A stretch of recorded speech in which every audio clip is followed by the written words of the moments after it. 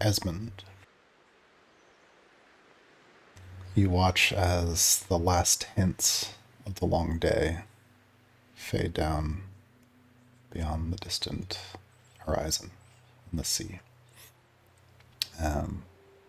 After a quiet moment, Araya has made her way back to the Wanderlust, and you linger in the first moments of twilight and night, where you begin to make your way from the coast back into the town. You see the monument that you've built reflecting starlight in multiple hues through the town square. You catch a bit of warm fire through Sally the Baker's bakery, the scent of bread. You see an older couple holding hands walking through the streets as you make your way back toward the workshop.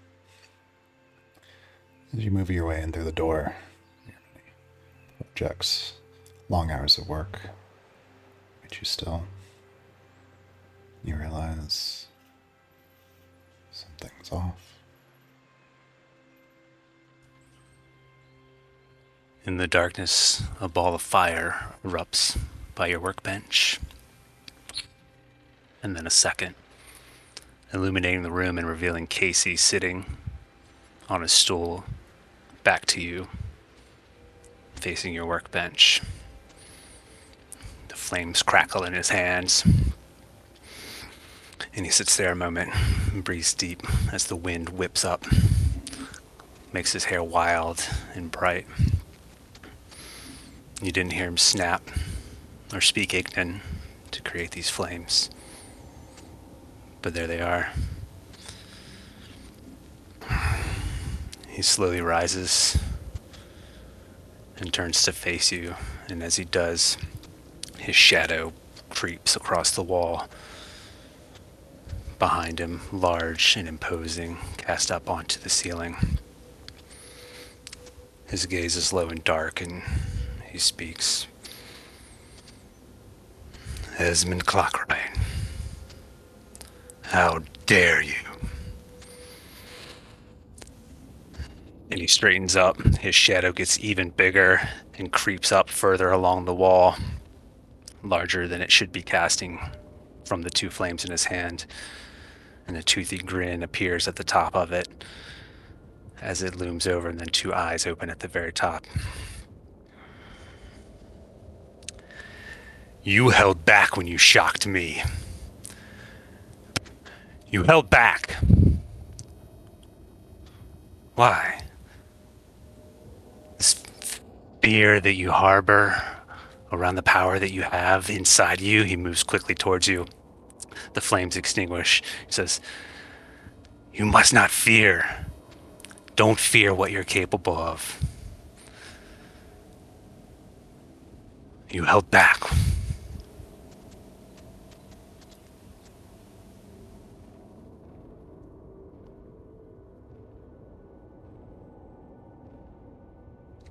He puts his hands on your shoulder, and they're still warm from the flames that are in them. He says, it was a pretty good show in front of the kobolds, but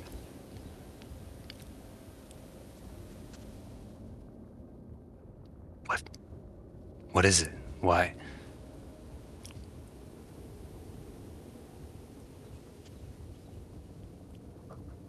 You're not actually that deluded, are you? I would never attack you, show or no. But you did. That... And no. Half-heartedly, too. Yes, because I wasn't... No, No, oh, that's not... Esmond, you have to give yourself more credit. The decisions that you make, the genius in here, you're the only one holding yourself back.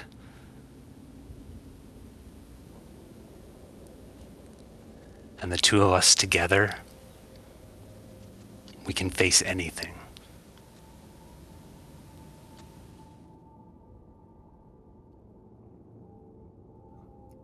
Oh, I wasn't trying to hurt you or put on a show. I lost control because I was emotionally compromised. I lost control. I don't I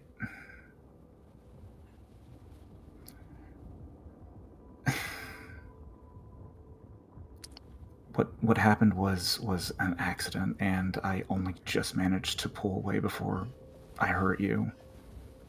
But I I still lost control in that moment, and I can't just for, forget about that. I couldn't. I'd never. I don't know what I would do if I ever truly hurt any of you.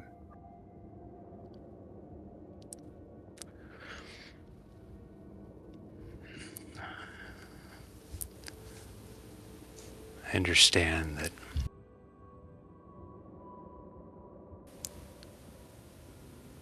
when you're not in control, it feels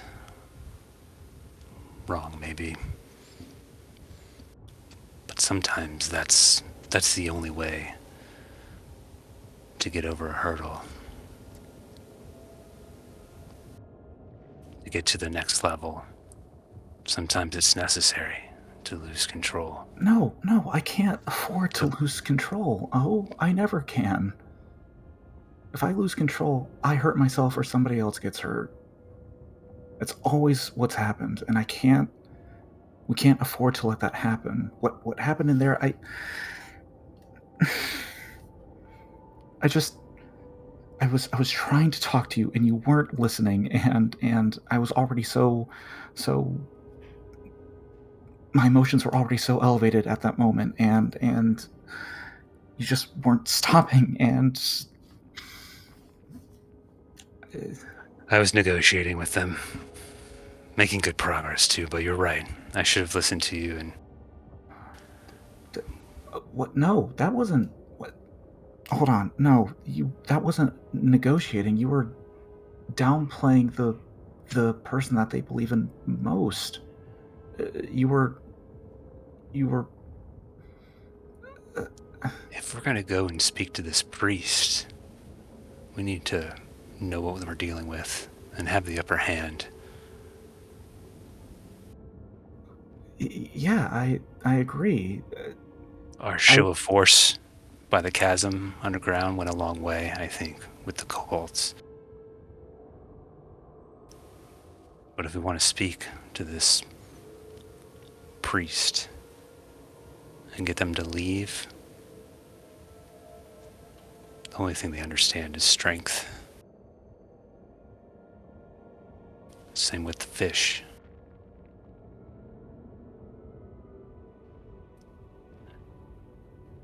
And, if we work together, I think we can go and make them leave.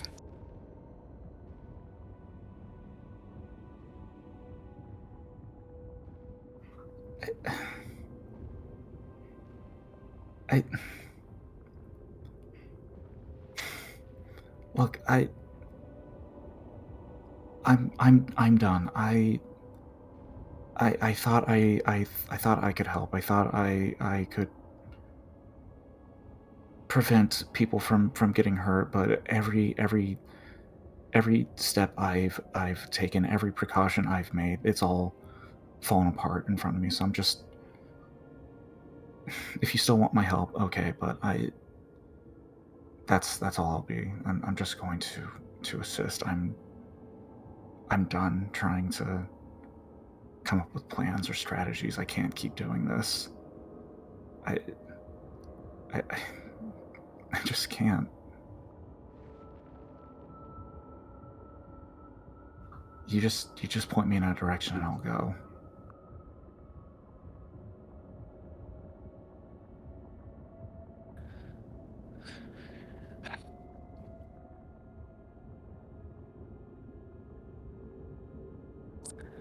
As I've not heard you come up with any idea that you didn't make good on. The things that you've created and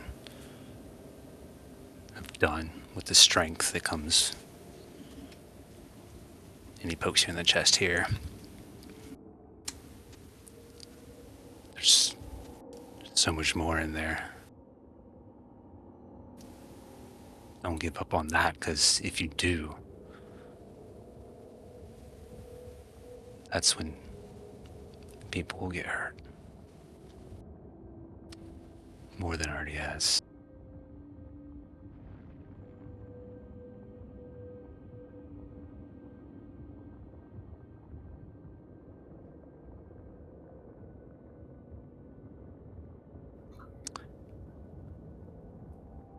I want to show you something. Follow me. And Chris, we can come back after it makes sense, or I can take him where I'm taking him now.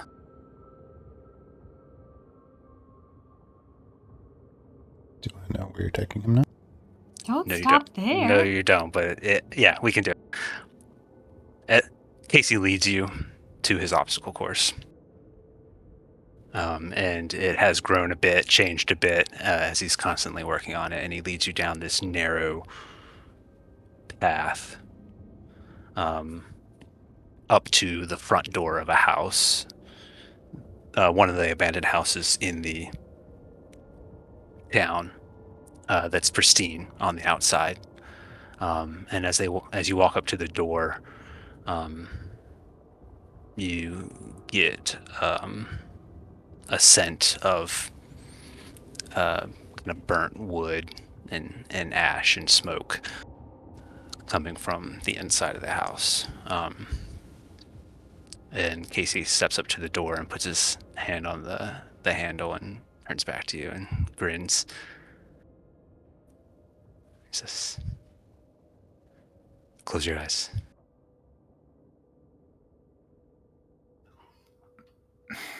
He shrugs and closes his eyes. You hear the door open and then Casey's hand on your shoulder, and as the door opens, the scent of smoke gets much stronger, and he leads you inside to this room, and you feel a little bit of kind of crunching in the floorboards as you move into the central room. And he takes you to the center, and kind of pats you on the shoulder and says, "All right, open your eyes."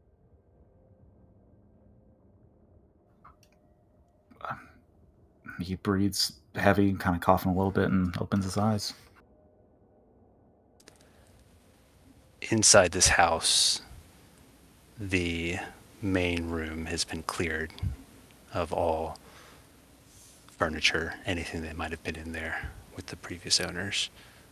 And on the walls and ceiling, there are intricate wood burnings of events, essentially. It's basically a wood burnt mural of different things that you recognize as things that have happened to the group.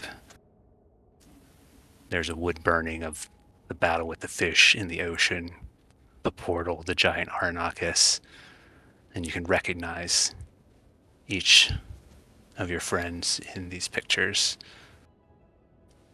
And as you look closer, you see the details are just crazy how detailed they are from being burnt out of the wood there. And he runs over to one section and points up at it, and it's you, obviously, surrounded by sharks, like knocking one away, and the other ones are kind of circling around you, and everyone else is in their spots that you remember.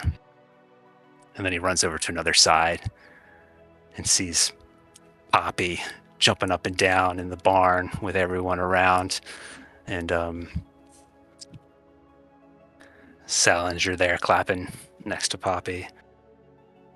And runs over to this other section, and you see the hearth in the center of town with the giant blue laurel slime chicken wrecked into one of the buildings, and all of us standing there silhouetted, but it's us. And he turns back to you and he smiles and says, "The world will know of us.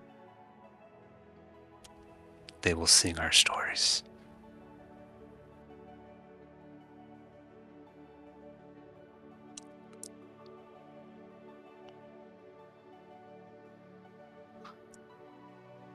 It's incredible, honestly.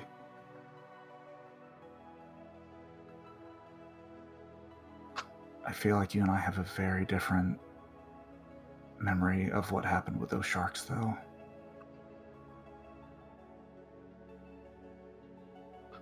I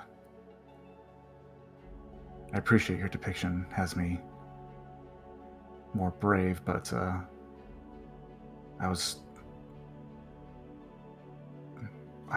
I wasn't, and nearly didn't make it out of that.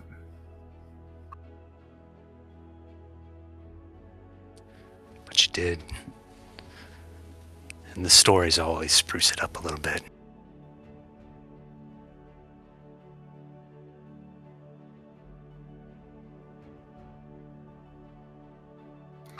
Why,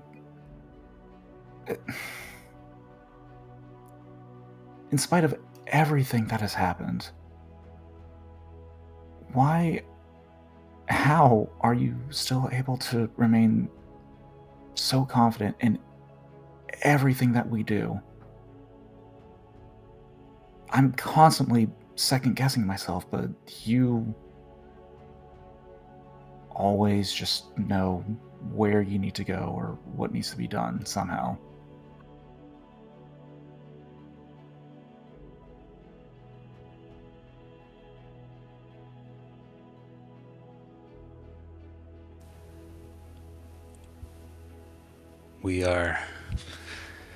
We're the masters of our own destiny, yeah? You don't need to rely on gods, luck, outside forces. When it all comes from you, the only way to be is confident.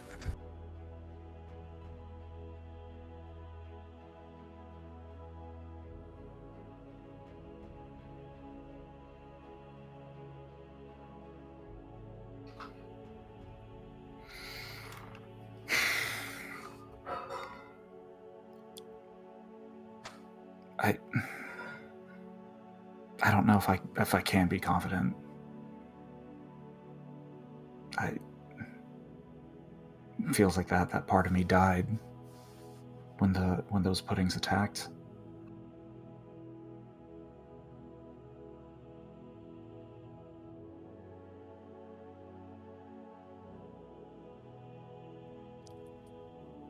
It is tough losing people you care about. And the shadow on his wall with his face frowns a little bit. And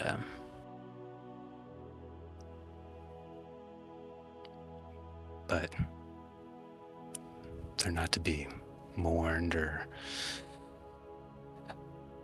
used as an excuse. Just celebrate what they did and then do all you can.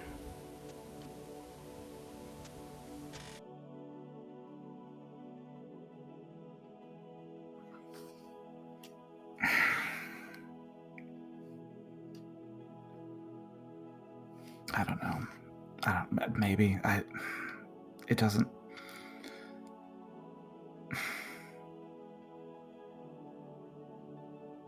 Look,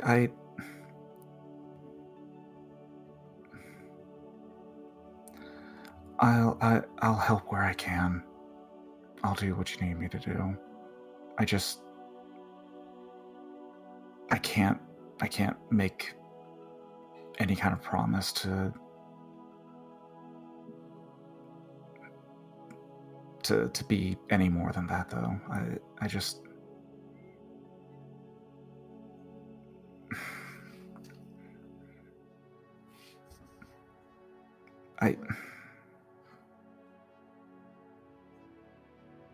I'm sorry that I'm not the man that you depict on your walls, I guess.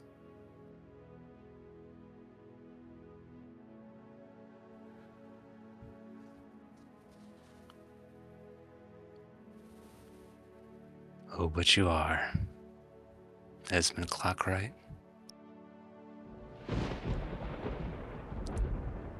You are.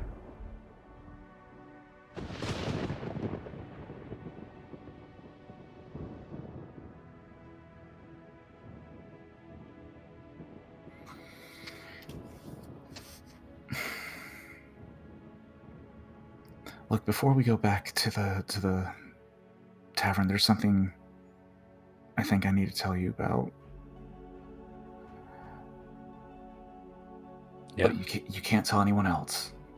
No one else can know. Or by telling you this, I'm putting you in more danger than you need to be. But More danger. He kind of gestures to the room full of the chaos that they have met so far. yeah, I look, just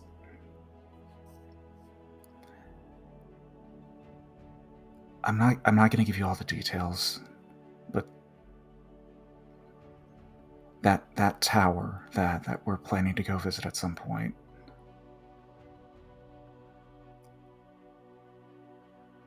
I think it's not where I come from, but it's where I was found, and I think that I might be able to find something out about my parents there. But you can't talk about this to anybody else but me. Nobody else can know about it. Are you serious? Maybe I don't know all the details. I can't push for more, but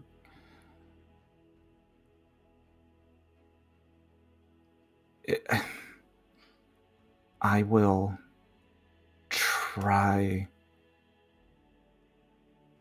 I want to be stronger so that I can reach that tower, so that I can find any evidence into my actual heritage, my culture. If there's anything, if there's something there, I want to live long enough and I want to be strong enough to find it.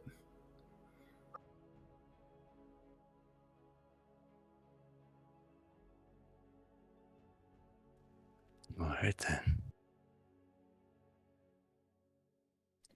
We have a lot of work to do.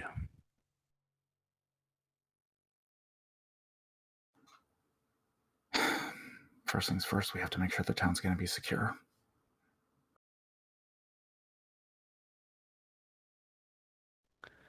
All right. Guess we'll have to talk to this priest then.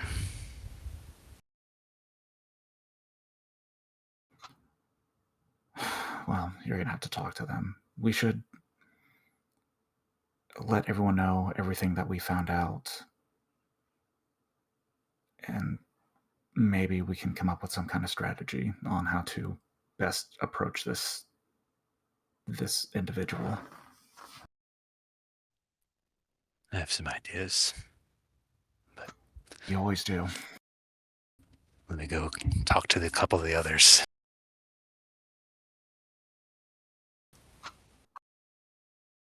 Yeah, you should probably go on without me. I don't think I'm comfortable enough seeing anybody just yet. You can, in case you had an idea, you can stay in here as long as you like. He kind of walks up to you and wraps his arms around you and gives you a big hug. And he whispers in your ear, "Don't you hold back again." Claps you hard on the back. and yeah, leaves you there in the room.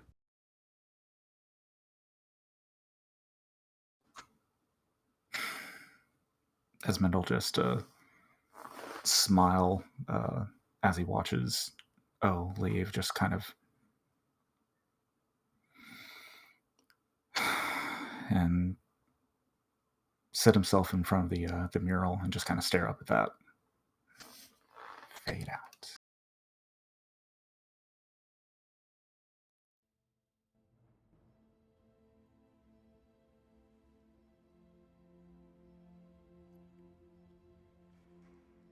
Right. Peach.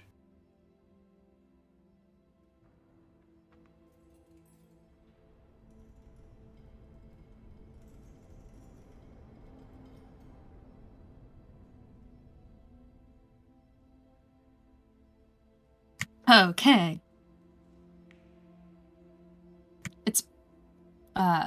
It's been some time, and I guess Araya goes back to the Wanderlust to see if she can find Peach. Hopefully it's after dinner.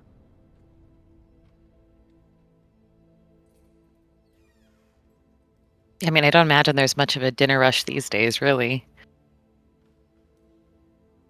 It's the same night, though, or same day. This was all happening midday. Same maybe. Okay, so let's maybe make it afternoon so that we could have more scenes in this day, evening. Does that not work? Evening? All right, evening. That's fine.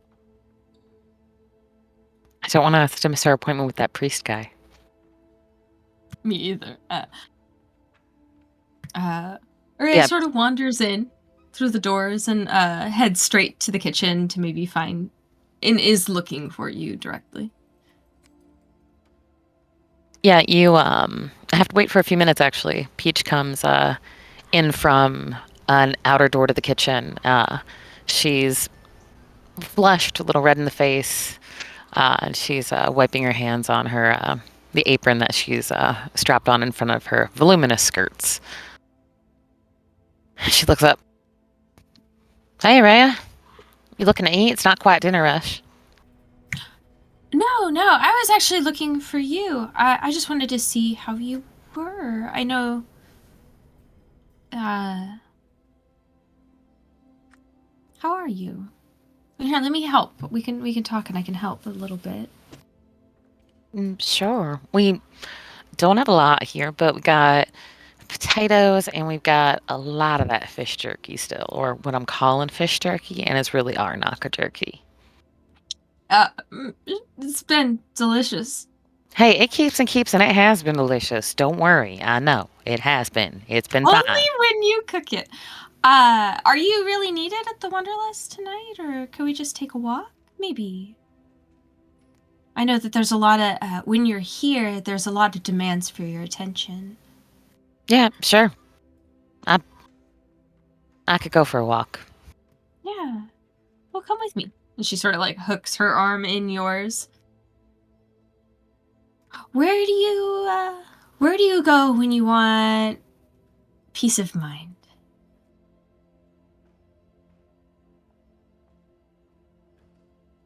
I mean, my room usually, but the Wanderlust. But my room is Muna's room now, and now Mom's room is my room.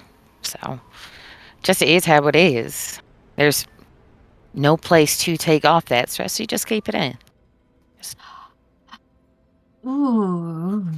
She sort of pats your hand. No. You know what I mean. I don't have any of the responsibilities of half of y'all, so I don't have any little ones to look after. I don't have any older folks to take care of. It's not so hard.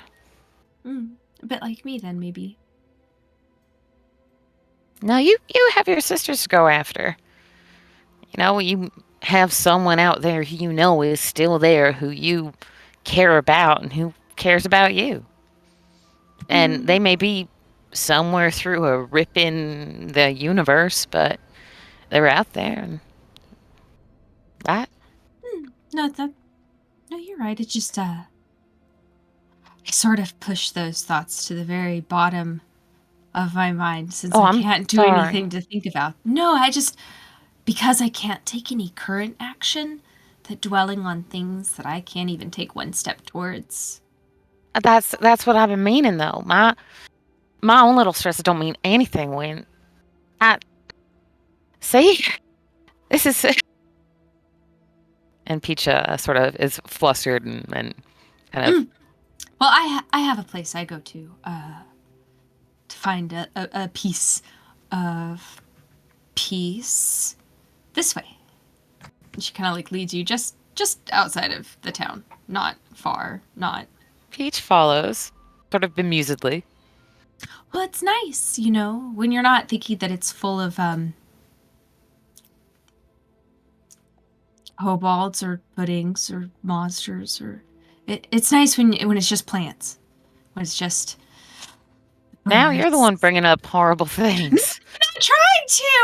It's hard. Like, I had second thoughts about leaving town for a moment, but I just didn't want to be in town because in town there ain't any reminds other you of. knock us around anymore since we got the big one, and we haven't seen any jelly since that first night. Not close enough anyway. I'm glad for that.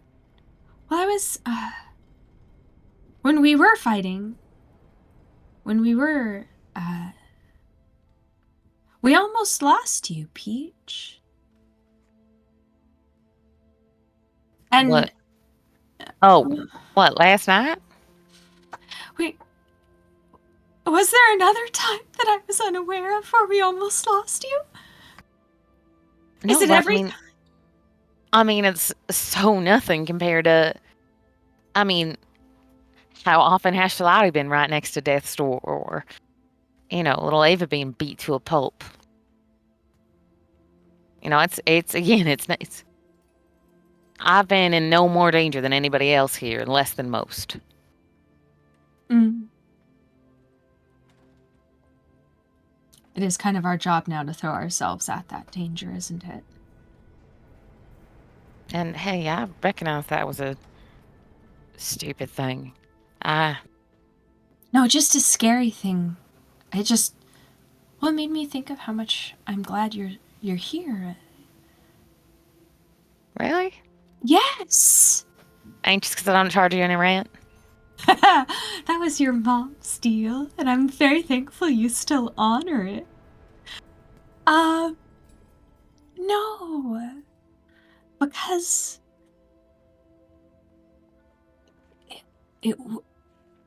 not like that. Not because we were in a rush and forgot to tie a rope. You deserve a bigger story than that, I think. Don't you think? Me? Yeah, yes, yes! Yeah, that's nice of you to say, but we all know that I'm a supporting character at best. All right, my mom was an adventurer, and turns out all those stories were actually true, and I don't know anything about her at all. I've read these journals a dozen times, and I've got no new information, so the least I can do is help you all. Who knows, maybe Salinger will go off and become a big damn hero one day, or Esmond if somebody can get him to, trust himself a little more, or reel in Casey's bravado. I think we're all a supporting character in everyone's story, don't you think? That we're all here for each other? It doesn't mean that you're any less important. I mean, I'm not saying I'm not either. I'm glad I didn't. Good. Oh, yeah, right. I wasn't looking to die. I made a stupid thing. I'm just not using my head. I need to stop and think more like the rest of y'all. I feel like nothing I do works as well as you all, so I get frantic sometimes. But I went to Casey's place last night. Oh? Yeah, and... Oh? What? No. What? I think Casey and shot nothing. I don't think anything about anybody. Certainly not Casey and Shalati. Well, anyway, what I was saying is I learned how to do it. I can only do it like when I'm real scared so far, but I'm trying more to actually learn how to do what you all can do. Well, I think we all are a little bit different. I can't imagine what's inside of you is the same as what's inside of me. Or it is. I'm pretty sure the things I know are just tricks I learned from my mom at some point. I'm not looking too deeply into it all. So your mother could do some. Oh, heck if I know. She could prestidigitate the food like I can.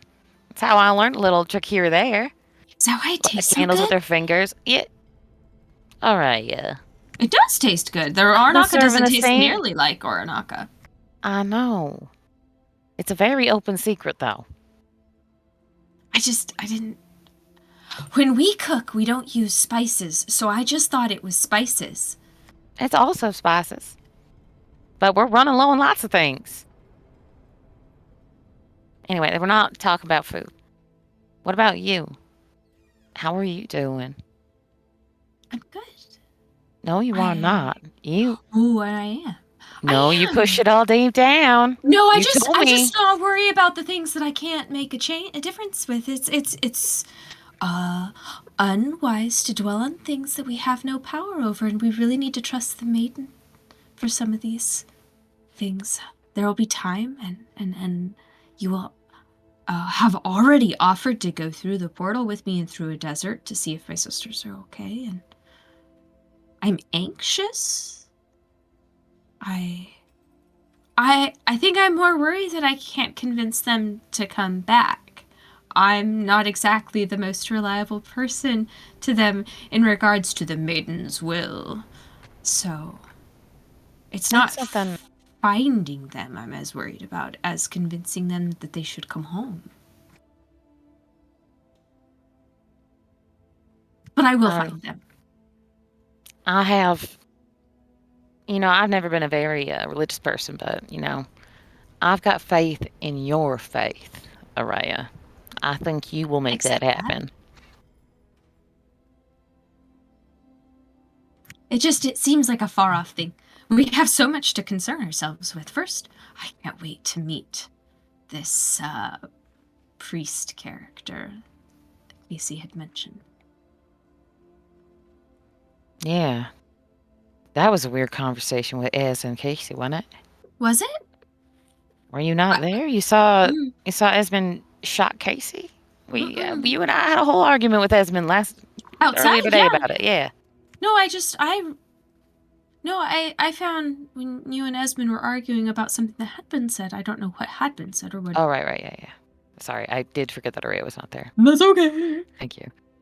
Well, we were trying to interrogate this kobolds, right? And Casey was doing most of the talking because he can speak kobold, whatever it is. But then Ez was also joining in. You know how they can kind of speak that weird twin language where they'll go at each other? Yeah. Yeah. So that, I always kind of figured it's an Ez and Casey thing. But apparently kobolds speak some kind of version of it too. Enough that Ez was getting confused or angry or something. Casey was... Yeah. I don't know. I don't like that I can't understand him. No, yeah. But did you think it was working? Do you think the kobolds will bend to our demands? I have no idea. Esmond ran out and I ran out after him, so... He feels awfully bad about that. Yeah, I realize that I may not have helped that. Well... I'll talk to Ez later. Yeah. He just,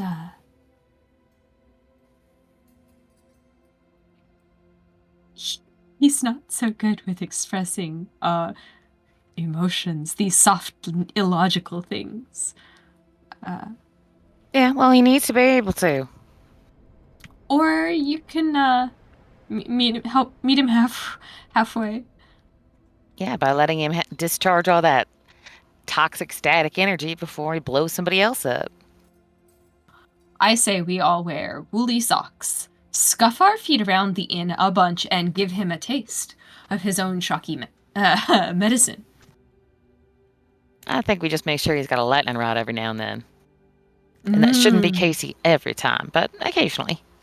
So he needs like a metal staff that he carries around that he can channel his zappiness into the earth. Oh man, I wasn't talking literally. Maybe though.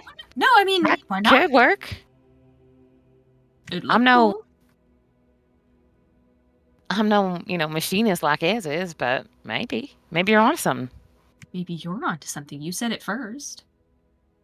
Yeah, but I said it like a joke. You said it like a real thing. Couldn't tell it was a joke.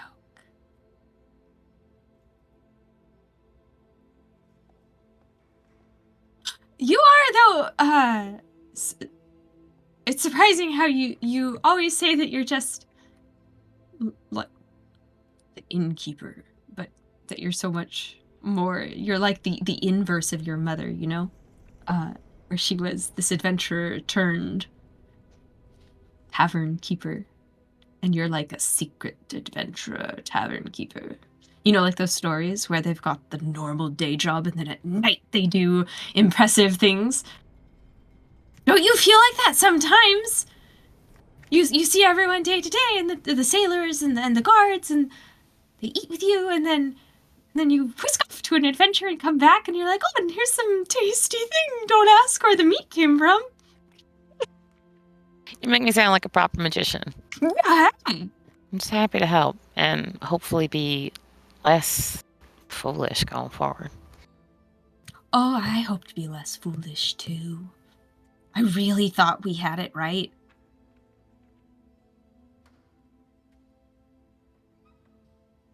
Peach waits for a minute, and there's a few beats of silence. She scuffs her feet along the road, like a rhythm of a 1-2 step that she trips her way through, but then catches it. She looks up at Araya and just says, I don't even know what we're supposed to do next. We're going to talk to the priest, but daylight's burning. As far as I know, we don't have any kind of accord with the kobolds, and I don't know. Where did Ez even go after you talked to him? Probably home. We're a mess. Oh, I think I have a spare cookie, though, from Miss Clockwright. She rummages through her, like, pouch and hands it over. If I keep it, I will eat it. I ate too many already. Peach will graciously accept the cookie and put it in her little snack pouch. I'm good too. Is there anywhere else you want to push this, Jeff? I was trying to, but no, this is... Well, I think that we'll just have to trust Casey when it comes to talking with the priest, since none of us speak that language. And that's kind of a trust fall game, don't you think? Yeah, but also, oh, Casey's grown on me. I think he is getting more mature in a grown-up kind of sense. I know he's taking training real serious. And he's a fighter out there. This is true. It's just, I trust that he has the best intentions for the town. I'm just so worried. I wish I could help more, but I think we just have to stand behind him looking very intimidating. I mean, you can help. You do all those main light magic tricks where you I make have things more. I can be very intimidating if I want to. Well, I believe you. I'm real frightened of you all the time. No, really? What? Yep. No, Every night that's I'm like, not I your sure wish serious I hadn't invited Araya to live here forever with me in my home. Really, forever? Literally as long as you want. So I guess until one or another of us is eaten by a kobold. Oh, that would not be the way I want this story to end. Yeah, well, sometimes it ends in blaze of glory and sometimes you fall into a pit. Spits. Ooh, you know what we can do? We can figure out a better way across that chasm that's a little less scary. Do you want to maybe rope bridge with me? Yeah, Right, sure. that could work. Yeah. I have a rope. Yeah, why don't we focus on that on our way whenever we go to the priest? We're going to have to find a way to get across the chasm. Let's not start brainstorming until then. Plus, I'm sure Doc worked up something that's, going to fly itself over there on mechanical propeller, powered by clockwork. Maybe. Yes. No, definitely. They've got a contraption just for this.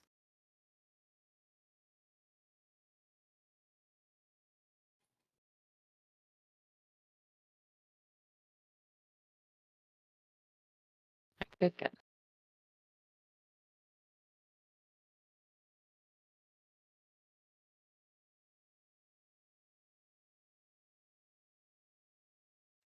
Is that what you're saying? Meanwhile, on the other side of town.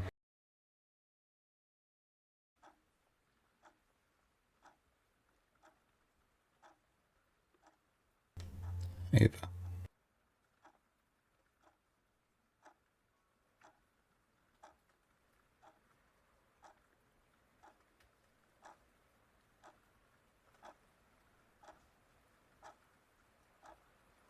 Am I just starting, or? Yeah, I guess Okay. that's how you're saying.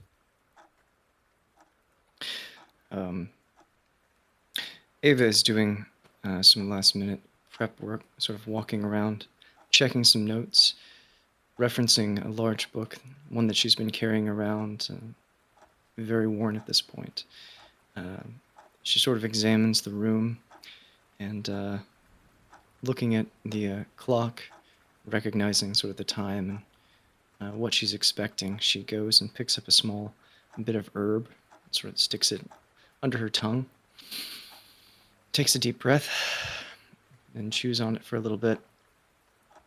Seems to calm her a little bit.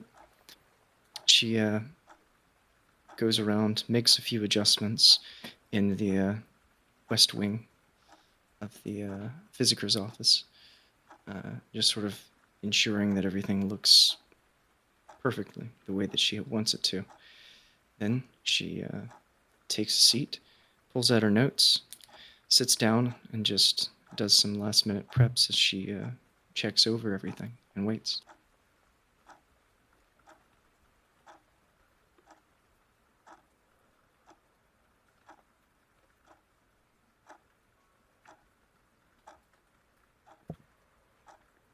I'll approach the physicist office still a little bit unsure about what this checkup's about. He thinks to himself, I was fine after that fight. I wonder what she wants. And raps on the door to the physicist's office. Hearing the knock, she sets her notes down aside, walks to where the door is, pauses for a minute, straightens everything, takes one more deep breath, blows out. Calm sort of seems to come over her. She opens the door, and when you see her, she is, her hair has been pulled back. She has what looks like some small glasses that are being worn on top of her face, and everything that she is wearing is what you would imagine maybe a school teacher or a person substantially older to be wearing. She looks up at you and says, Sal, hi, thanks for coming. Come on in. Hey, Doc. Elbow's fine. That arrow in the shoulder is mostly patched and healing worked, and the herbs you gave me seem to be working with the pains. You trying a new lookout? He says as he starts to follow you through the office. No, it's very observant. I wouldn't call it a new look necessarily, but yeah, come on over and have a seat with me. This really isn't about any of your injuries, unless something's happened just recently. I suspect you'll be just fine. But please, come on, take a seat. He sits down. The most recent dangerous interaction that I had was reading bedtime stories to kobolds, and they seem to take it better than. But what's this about? Well, Sal, she picks up some notes and sort of looks it on there and gets her pen.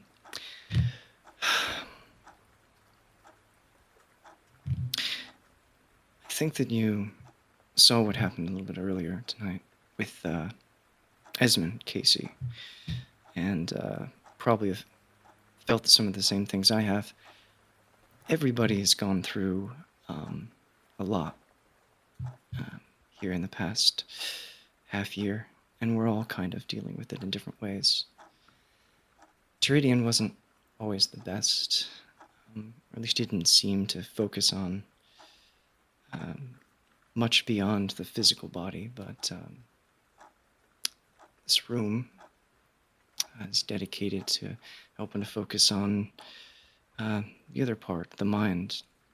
And, well, this is just going to be sort of a conversation between us, but it's going to be a little bit different than a typical conversation between friends.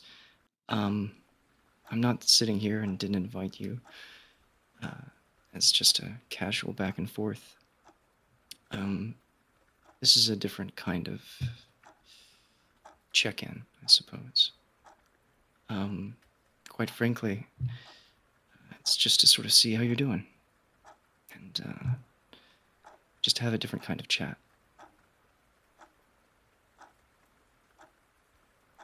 Oh,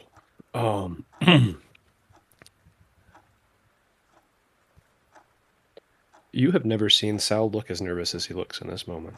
A little bead of sweat, pushes his hair back, kind of the instinctive thing he used to do as a kid to try and keep the curls away before he started using wax to hold it in place.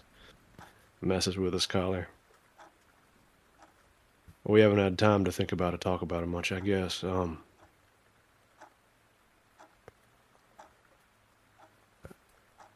Where to even start? Ava is contrasts Sal. I've never probably seen her quite this calm.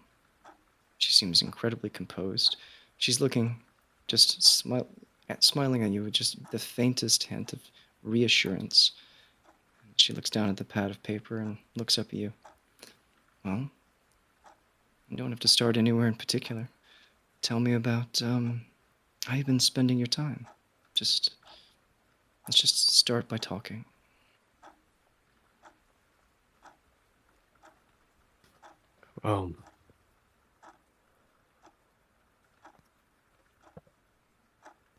Mostly training with Poppy, focusing on the next mission, the next task.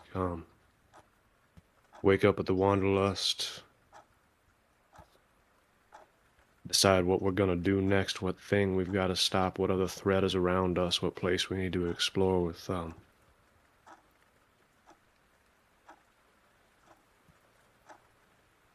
very little time to think about what the right next step is. That's the routine that we've fallen into. It's very much unlike the routine before 6 months ago. It's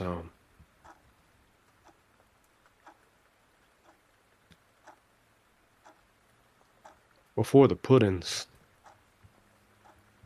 I used to daydream about us being heroes, marching off to war when we grew up, fighting some great evil side by side, light shining over the hills as we charged in. Bad guys fell before us, songs were sung, feast was had, all, you know.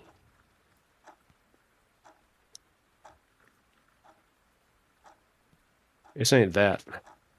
Last 6 months are not that.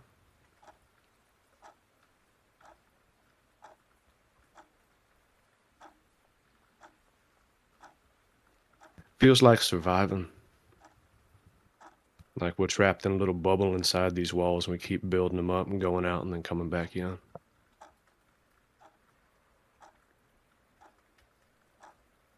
Is that how we're supposed to feel? Becoming heroes. Is that it? I can't say that I have any answer for that specifically. I necessarily think there's a right way to feel about any of this stuff. It's new to everybody.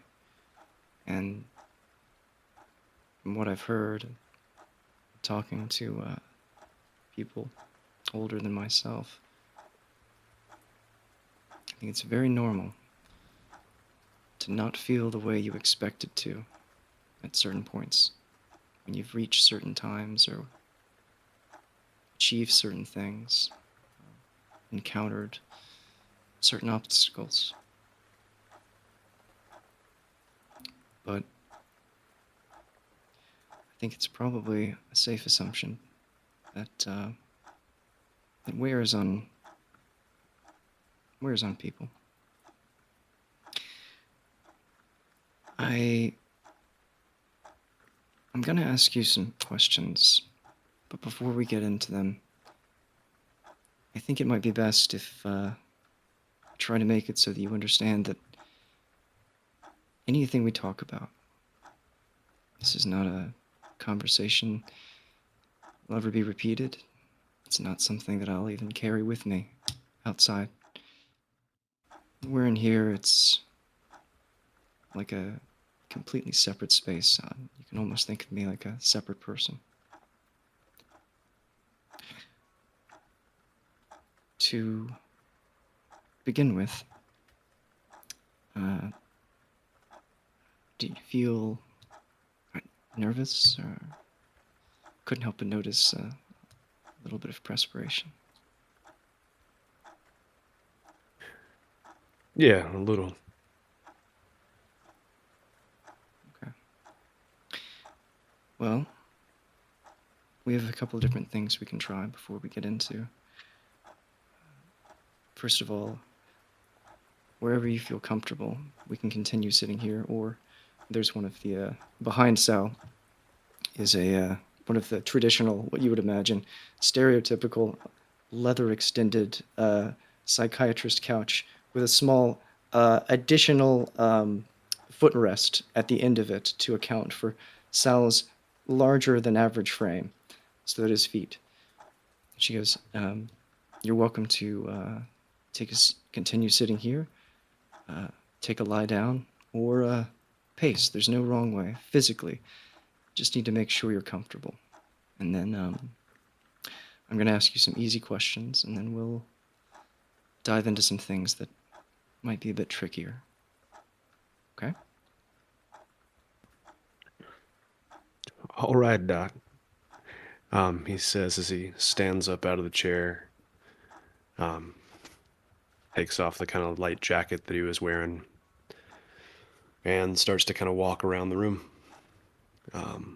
taking in the surroundings and looking at you a little less, trying to heed your advice, to think of you not as a childhood friend, but as a way to check in on other parts of her well-being besides the wounds you're normally patching.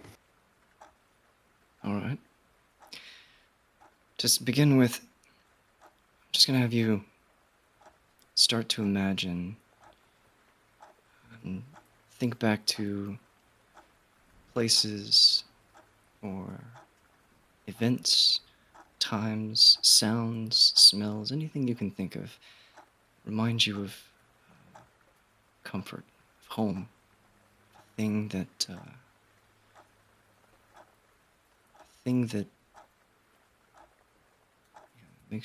reminds you maybe of the time when you felt carefree, happy.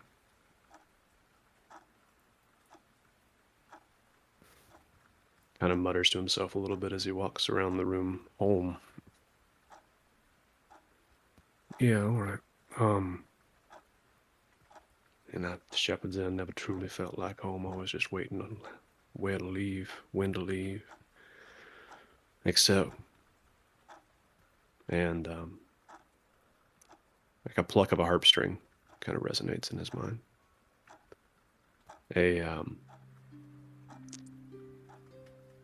The space behind his home near the docks, cramped little wooden stone courtyard,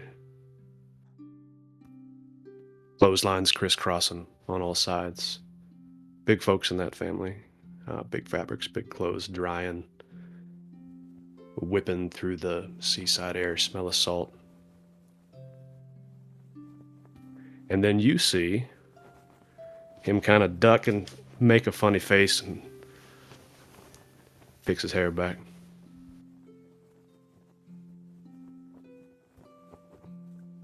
He pictures his dad messing his hair up, doesn't even realize instinctively fixing it, doing it, that almost like a tic that he has every time he's in a stressful situation.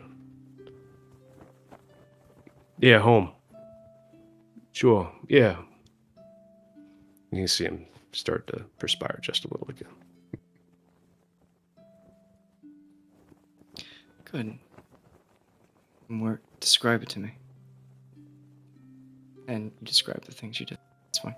Alright. That's home. I think that, you've been staying at the Wanderlust recently. Past several months, at least.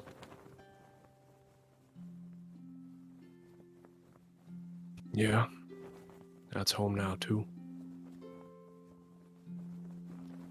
Have you been back to your home? He stops walking. Crosses his arms behind his back. Once. Went back once. Tell me about it.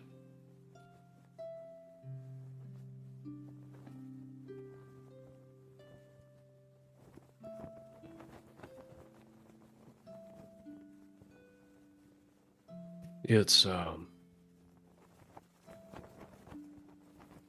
walking back into that place felt the same way that it feels when you walk into a fight.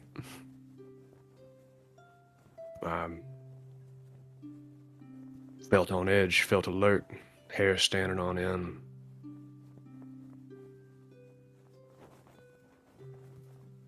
Even with my closest friend standing right beside me, I felt attacked on all sides by it.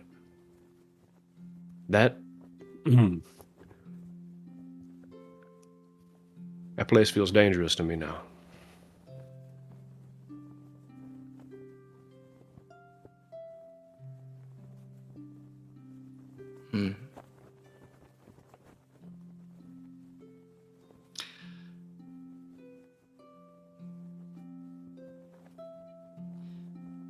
It's not surprising, considering all the dangers were around, but home should never feel that way. That's gotta be hard. A place that you were so attached to. Changed so much. That's the thing, though. You would ask me last year. That place meant it was a place I was going to leave. It wasn't until what we went through that it mattered. And now it matters. Now it's a specter or a ghost or something that's just there, looming in the background. I want to leave. I want to go fight things. I want to go explore what's on the other side of those far-off places and portals. Anything but going back there. Every time we come back to town, I can see it like a shadow.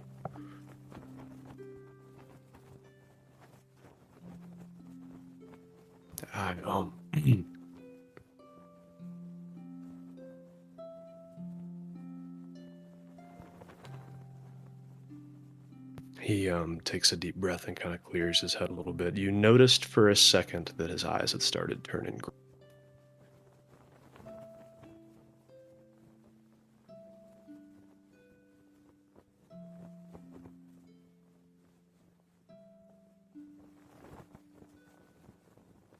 I should have been there. He sits back down.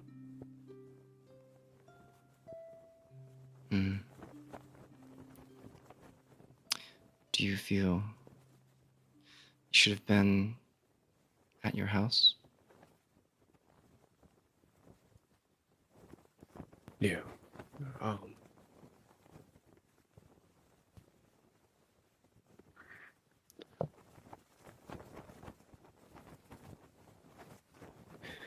Yeah, I was always cleaning up the mess there. Folding clothes, doing dishes, things my parents were too busy for. Old man was too busy having fun. Mom was always too busy on the next project. But when the biggest mess of our lives happened, I wasn't there. and I can't clean it up. So, yeah, I should have been there. Not running around trying to play hero when we're still just children. And we still are. No matter how much we hype ourselves up and talk about it. Like we're adults. Like we're...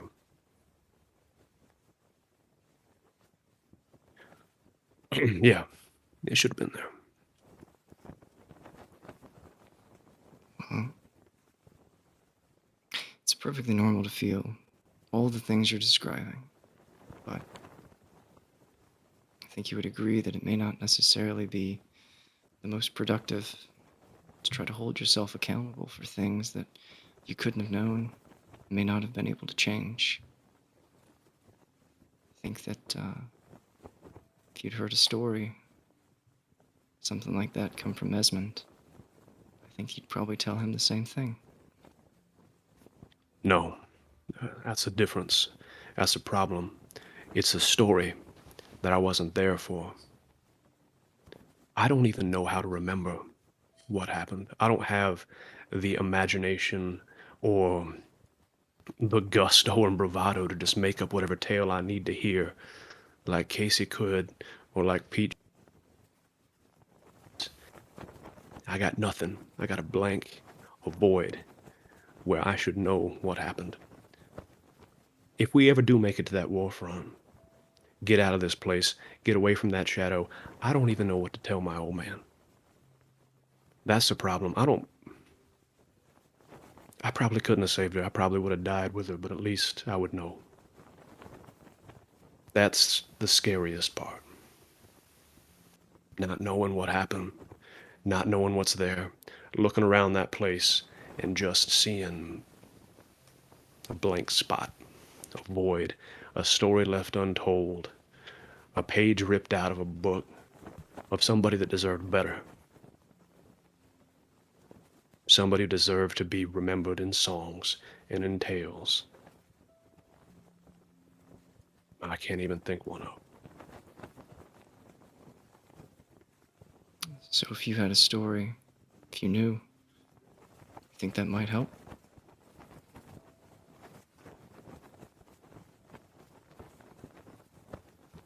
I don't know. Yeah. I think it would. I feel like it would. But I guess you never really know till it happens.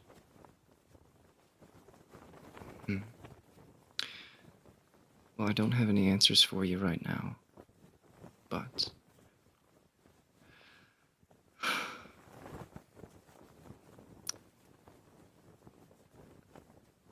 I'll be honest, Sal, I can't try to give you reassurances that that story will ever be something that you know of 100%, but I think that, well, I don't want to make any promises right now.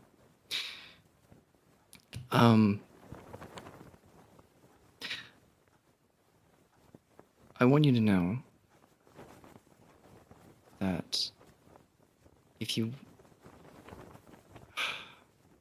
feel this way, again, if you ever, any of these things that are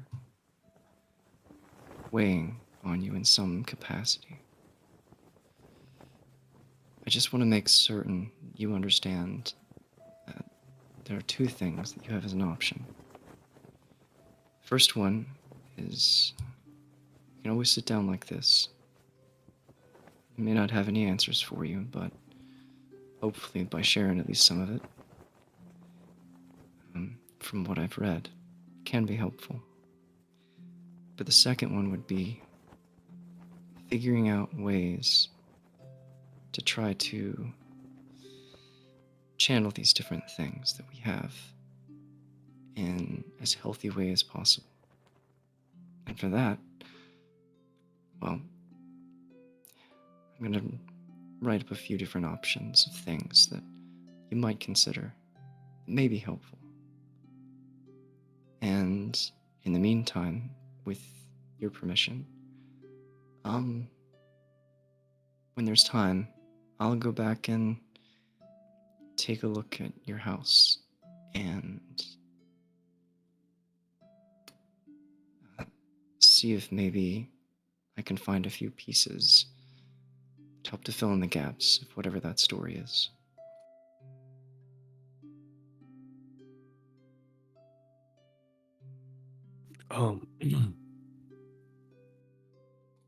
It's just an offer. You don't have to. He starts to stand up.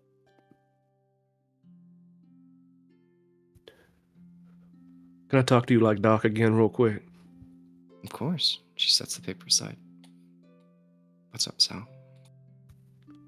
He just scoops her up in a big ol' hug. Sets her down almost immediately. She laughs.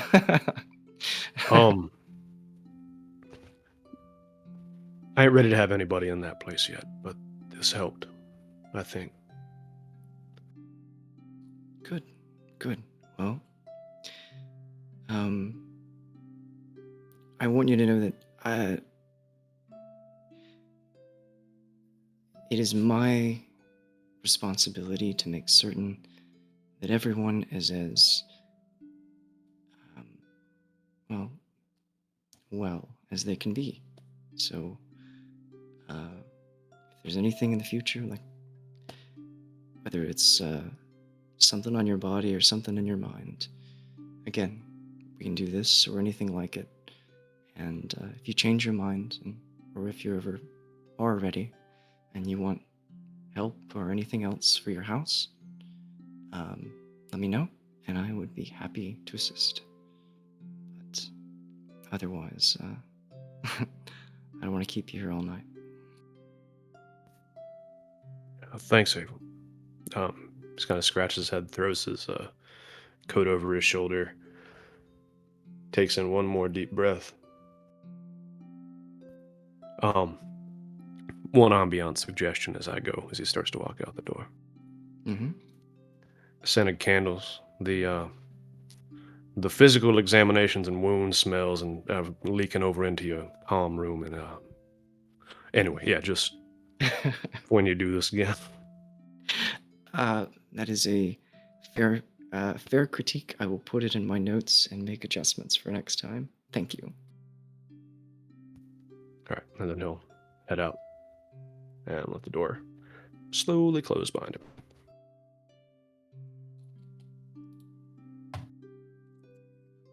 Two scenes. I'm going to try to combine into one scene because I think it makes sense. Let you guys figure out which one's there. Also,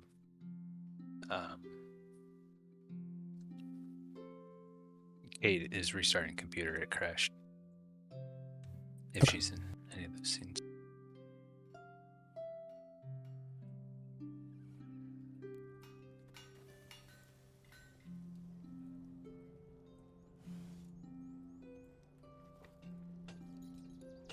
Araya and Kebeth.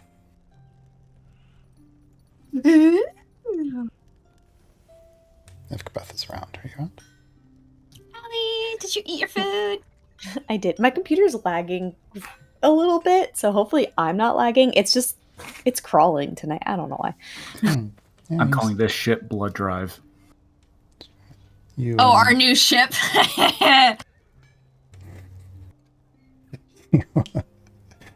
Well, you sound good to us. If you feel like the internet's lagging, if you lose your video, it's people.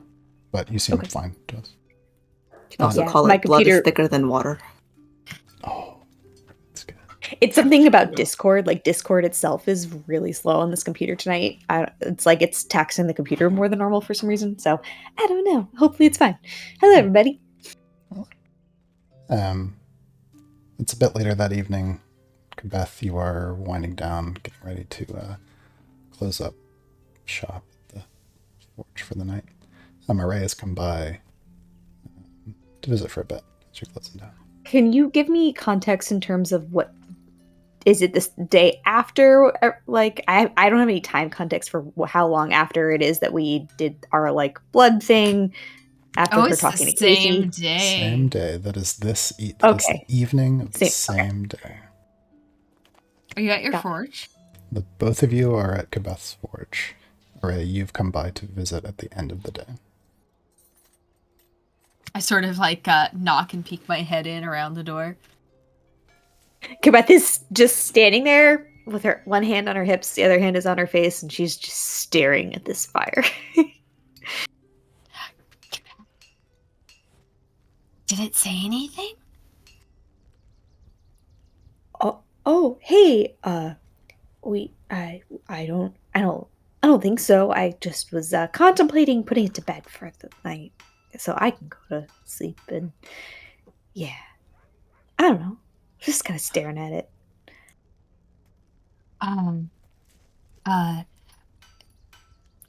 She can't really hide that she's a little bit disappointed that it didn't talk to you. But she like comes in and closes the door. I was really hoping that would work. It seemed right.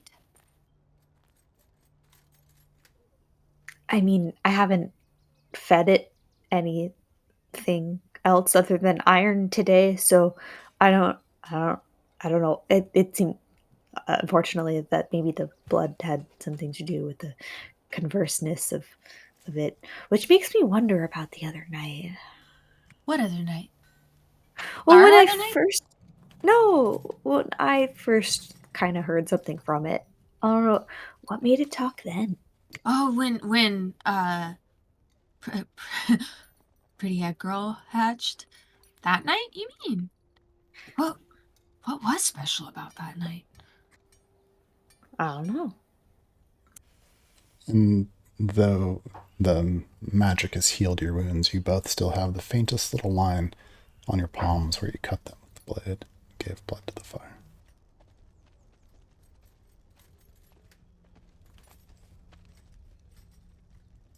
Kabeth is looking at her hand. She's like, I guess this will be a memory of things we've done together, huh? Oh, I have one too. No one will notice. It's a testament to our friendship. It's like blood bond. yeah, I guess it kind of is. No, in a good way, because nothing bad happened, so it's fine. Although nothing helped us figure out your fire. I mean, Did you have any idea? And we haven't fed it anything bigger. Well, I mean, what if we crack an egg on it? Do you often cook over your forge? I mean, I think Araya knows that. The forge has like two parts. Like, there's a central fire, but there's two stations to work at it in the fire, because both of her parents used to work together there. And Kabeth has one set up for her doing work, and the other one is set up to keep food hot or cook a little bit there. Even though the kitchen is like literally 20 feet away, Kabeth's like proximity is all. You gotta everything. keep your tea hot.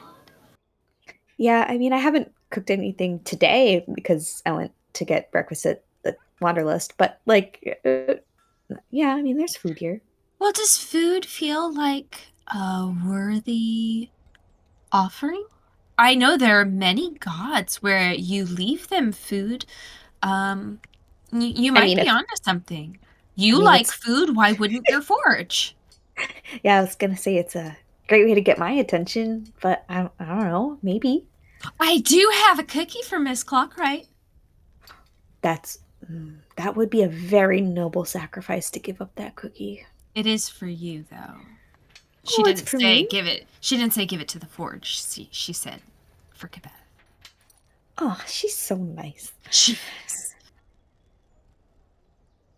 Well, I mean, this is kind of a sacrifice because it's something you want. More than you know.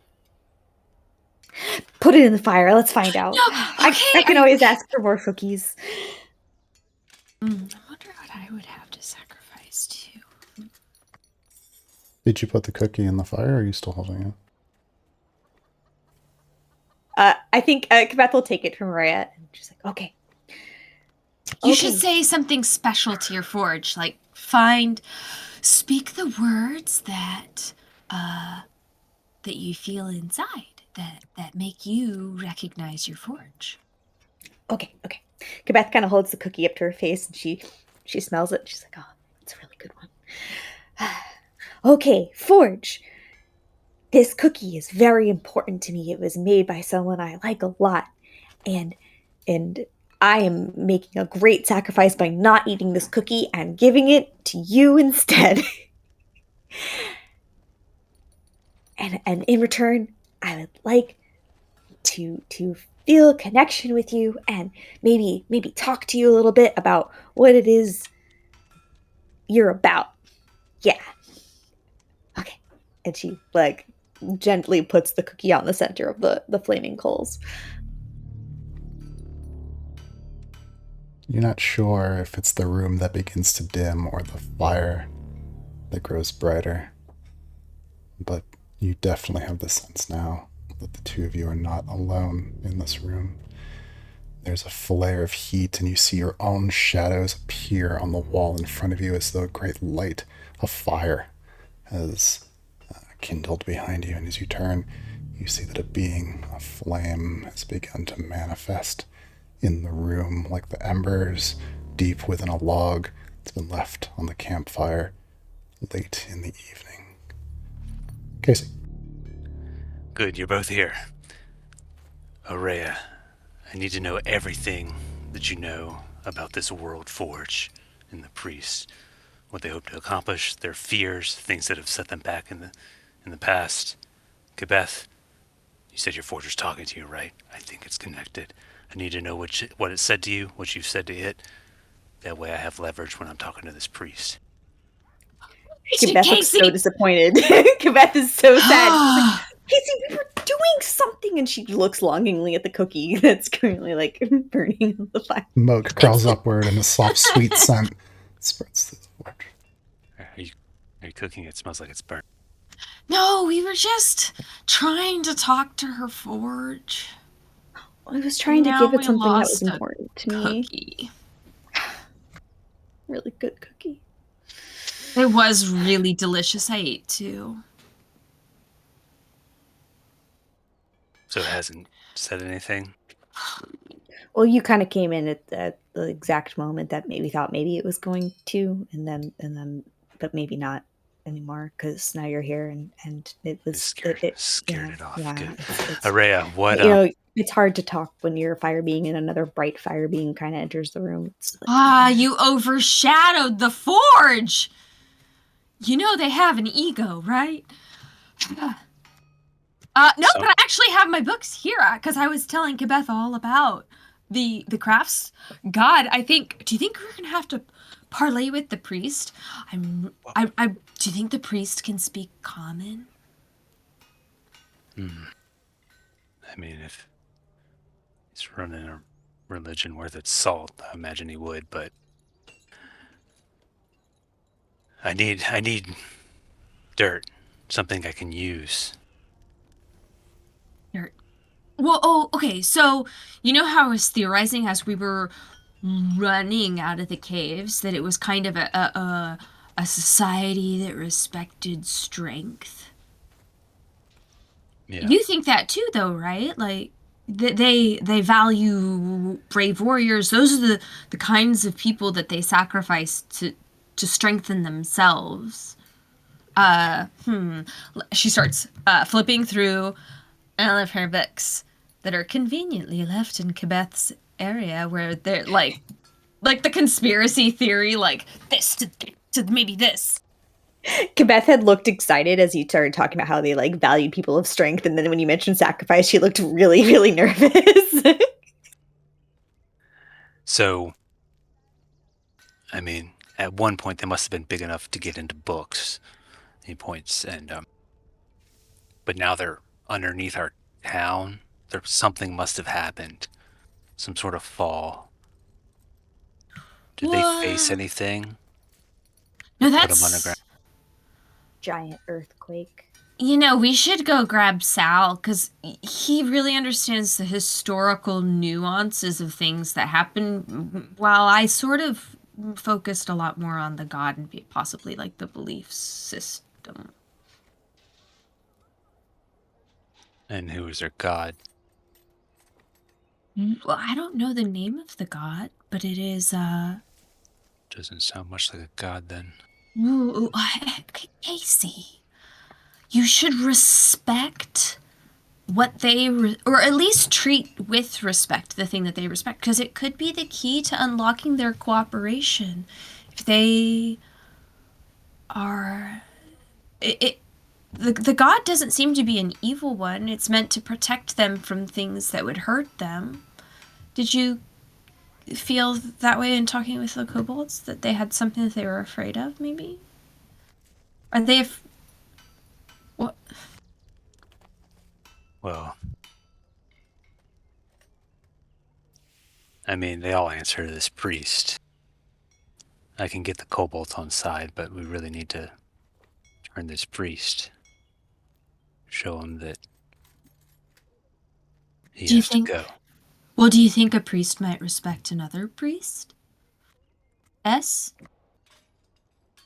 Or, she grabs Kaveth's hand, a seeming follower of this flame crafts god. Maybe, and she points to her forge, maybe this is like a relative of their god. Maybe this is like... Or its toe. Huh? Yeah. Like it's connected. You have an inn. Yeah, you do have an inn. We'll be need like, you there to talk. You can trust our intentions because we also are trying to stay strong in an apocalyptic world. Does that sound right? You know, we're trying to protect our village from things we cannot ken. We've already defeated a dinosaur.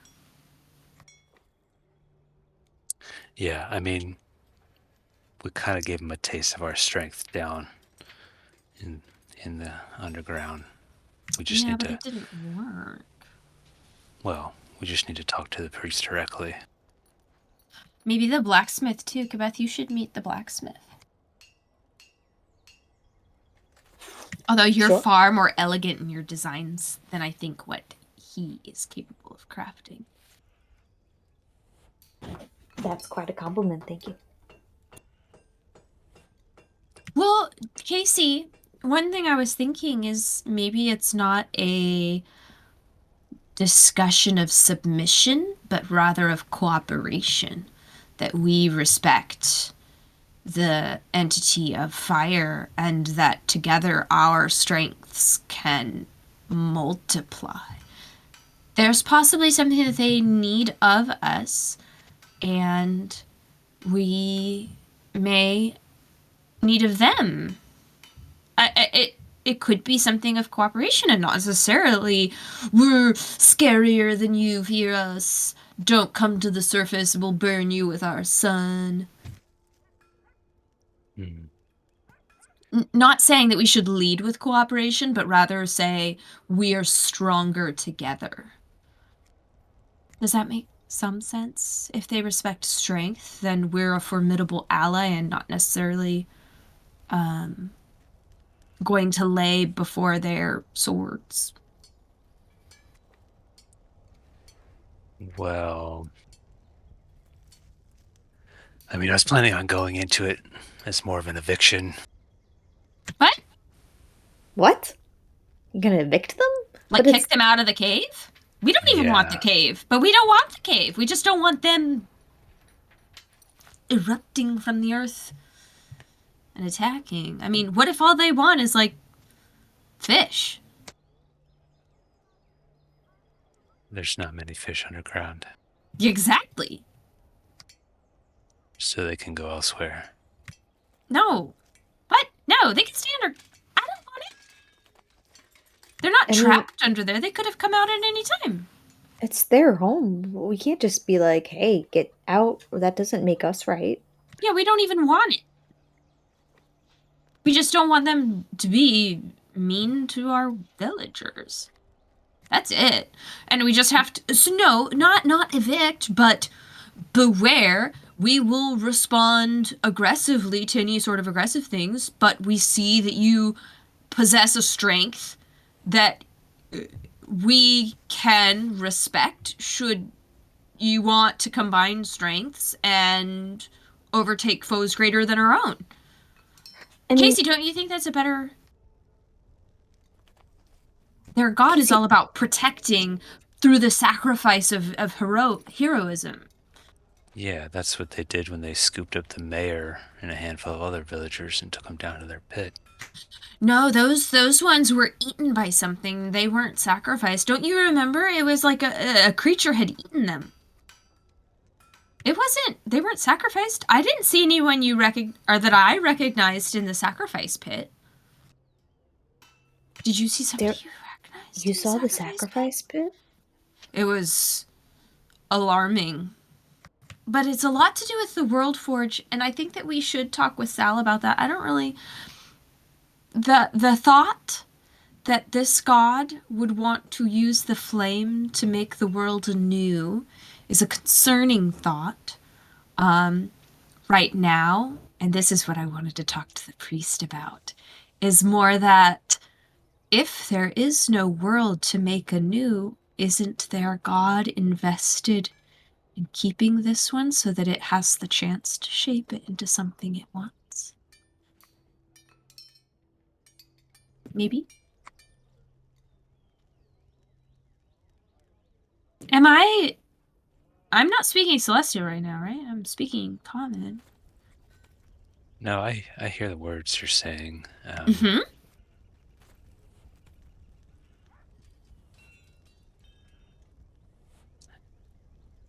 Maybe you haven't negotiated before. Never. I mean, what about you? finding something, a commodity that they value that we could offer them that's not sacrificial people? I don't know. Maybe they really like finely crafted tunics or something, and we can trade in for peace. I mean,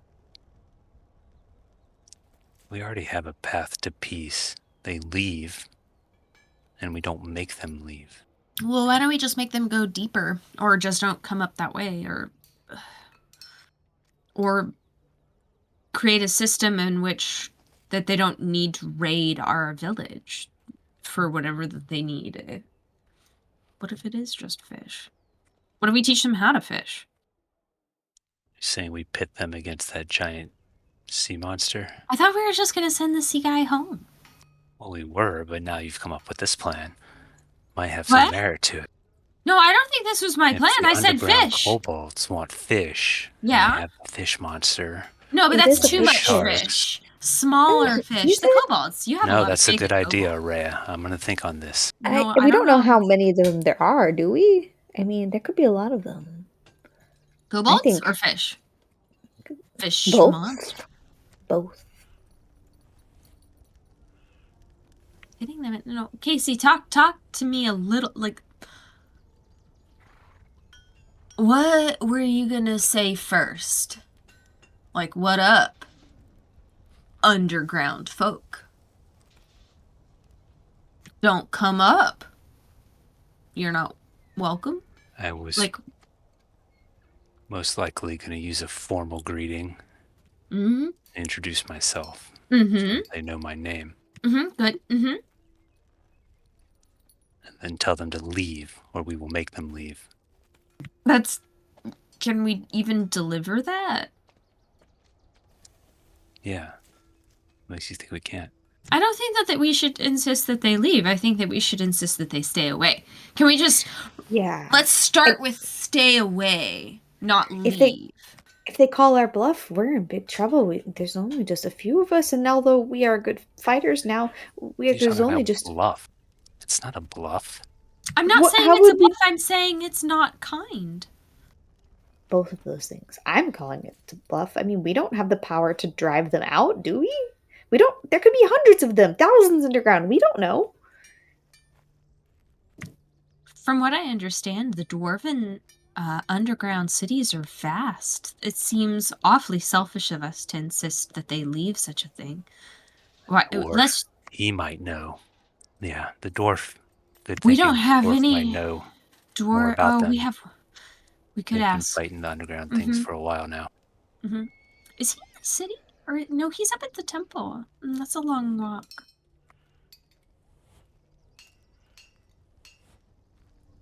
I mean, longer for some people. Okay, good ideas here.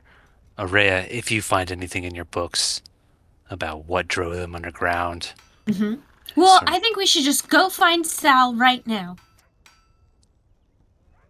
All right, yeah, Sal knows. Let's go. She gathers up her books. It's kind of like an enormous pile that like you like hold. You guys go. Beth kind of looks back at the forge. I'm gonna finish closing up shop for the night. Let me know if anything changes. Maybe it was shy. There's, I've been here when you're trying and making it nervous. I mean, I feel less nervous with you here, but yeah, I it's will fine. always be here for you, but I just want this for you. I don't know what I want. I just want to know what the hell is going on. No, it's fine. I'm gonna finish closing up shop and I'll meet up with you guys maybe at the Wanderlust. Yeah, and Beth, don't fear your forge. Right. Best friends. That's what we are.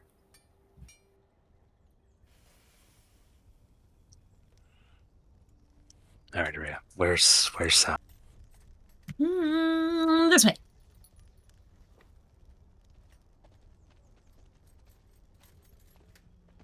Okay. Sal. The two of you take off looking for Sal. For convenience sake, just so I can hit all my checkpoints. No, they don't find you yet. Oh, yeah. They don't Oh, yeah. find you yet. The two of you, I'll say Sal's not in the first place you look. You swing by the Wanderlust. Not there. So the two of you split up going to look for him. Casey, it says you're moving through the streets in the night. Glance down an alleyway, and you see not Salinger, but Peach.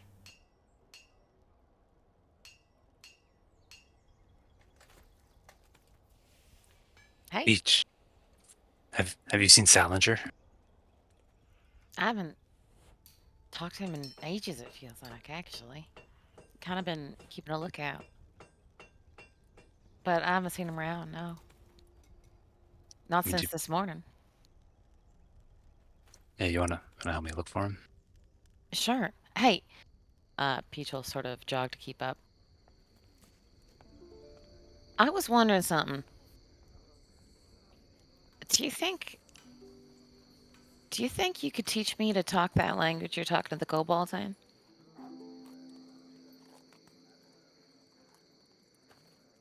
Doesn't have to be right now while we're looking for Salinger.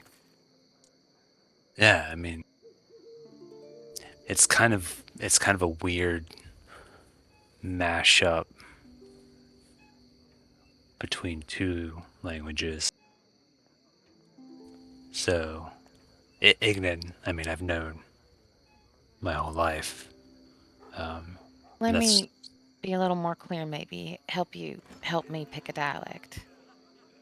When you were questioning the kobold prisoners earlier, and then Ez was getting upset, I, chatted with Ismond a little bit about that. But what all language were you speaking to each other?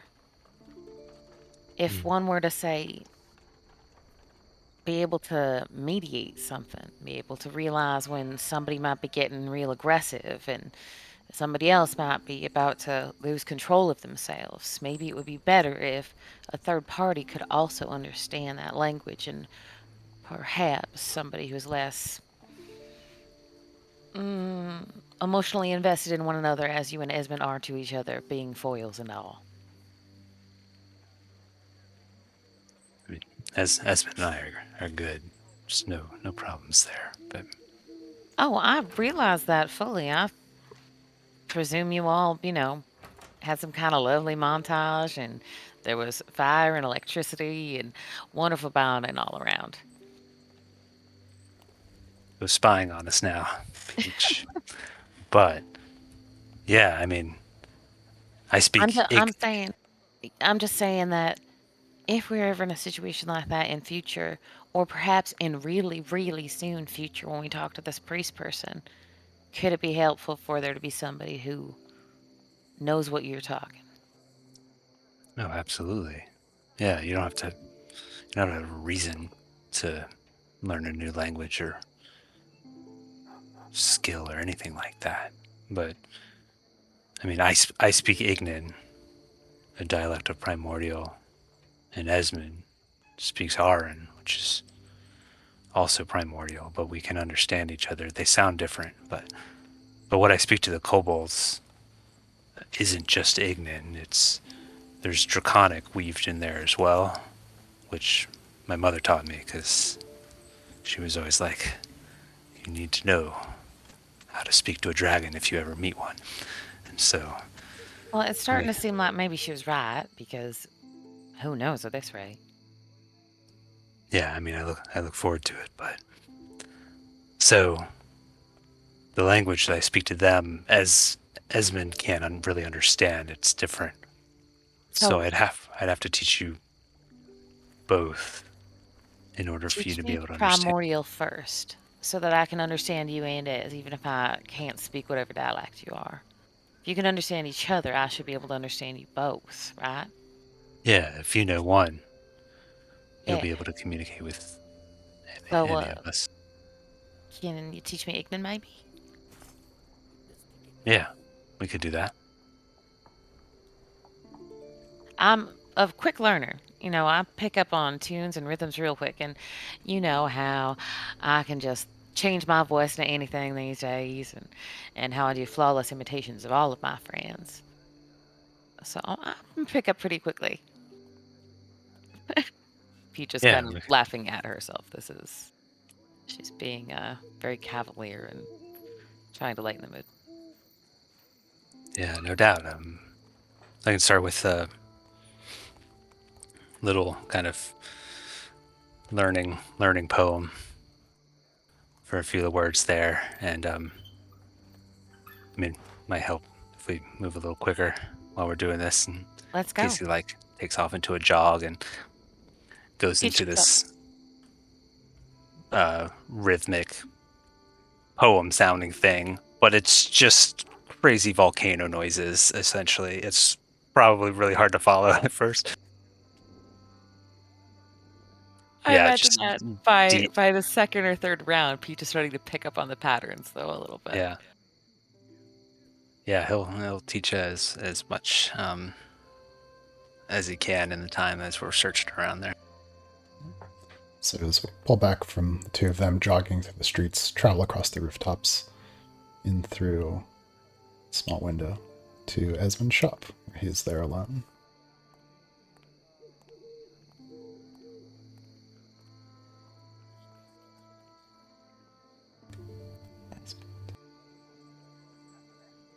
Do we have an Esmond?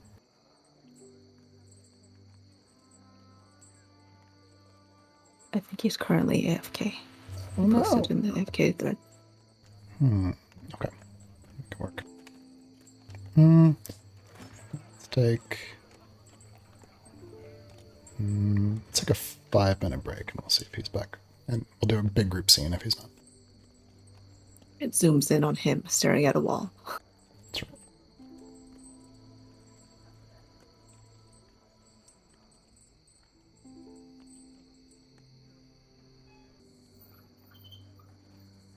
Esmond. I placed you in the workshop. Do you want to be in the workshop or do you want to be in the mural place? No. I was staying. I was going to stay in Casey's place in front of the mural. Okay. Checking out your hot depiction. Well, that's why Esmond is in the workshop. So as we fly through the workshop and out through the window, we travel to Casey's place. There he is. Esmond, you're currently looking at a scene of the bluffs at the edge of town over the ocean, and there's two silhouetted figures standing at the top there. Not entirely clear who those two are, but yeah, wind's blowing through, sun is rising.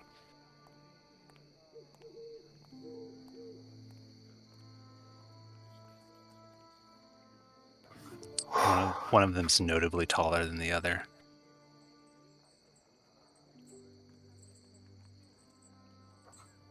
Yeah, okay. Yeah, I mean, Esmond sees that, but he's not paying attention to it. He's actually sitting in front of this mural, looking over it, but not really taking it in. Because he's been here for a little bit of time now, and he's had a chance to observe it already. But in this moment, he's just kind of staring off into the distance, and he's got the device that he just put together sitting in front of him.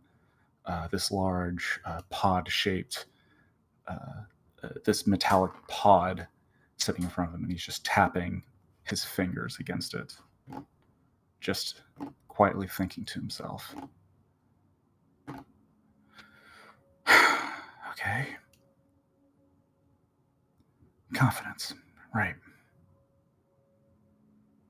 This is probably a bad idea. It's definitely a bad idea. There's like a... I mean, it's not the greatest chance of it blowing up entirely in my face. I'm sure this is fine. Esmond will turn to the device, and he will turn a few knobs and click a switch, and the back of it will click and open. And in that opening sits the Sunstone gem that we had gotten from the shipwreck.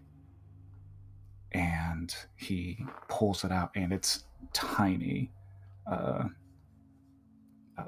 Not can fit comfortably in the palm of his hand.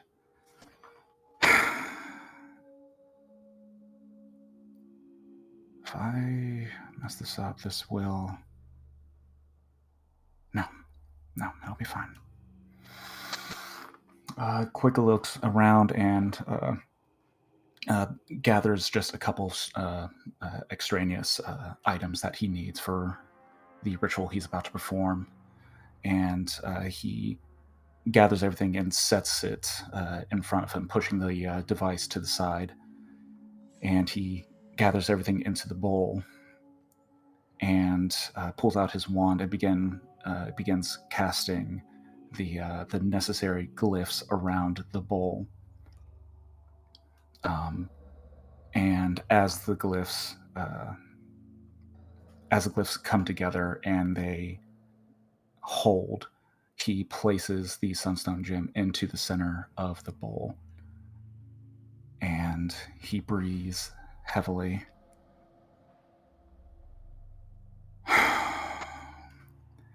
Into the bowl.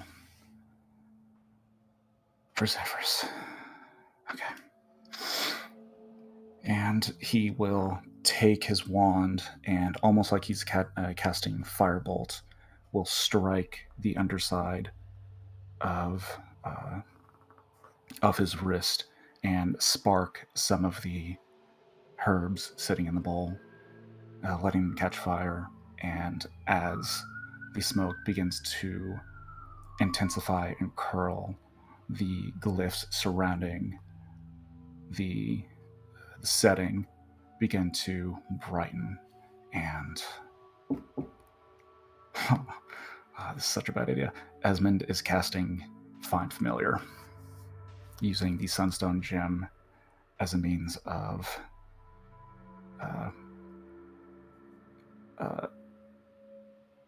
heightening the intensity of the spell to try and push through whatever has been stopping him previously. As you strike the bowl, the materials ignite. There's a colored smoke that begins to come up from the reagent bowl. You feel the hairs on the end of your neck begin to stand on end.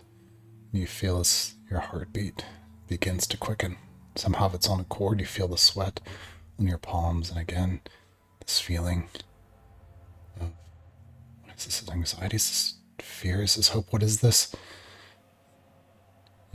There is a light that begins to spread out from the ball. Please tell us about Zephyrus. Tell us about your memories of Zephyrus. Find Familiar was the first practiced spell from those old notes that he had performed. He had always heard stories about familiars. He always wanted one for himself, but he had no confidence in that time following the attack on the village. So when he performed the ritual and nothing happened, he wasn't surprised. But an hour later, this colorful hyperactive hummingbird came in through the window and started not antagonizing him, but just really getting into his space. And Esmond was nervous at first, tried to fling it away, but realized that he could understand it, and it took him several moments before he realized that he had successfully performed this ritual. And then following that, over the course of those following 3 months, Zephyrus just brought him back to a headspace of not necessarily confidence, but comfort. And that is what he remembers of Zephyrus in this moment. That is what he wants to get back with Zephyrus. You've tried to do this before, the magic failing, but now with the refracting sunstone there in the reagent ball in front of you, you feel your magic focus through it inverted. To the other side, there's a light that begins to flare through the room so brightly that it fills your eyes. Please roll a d20.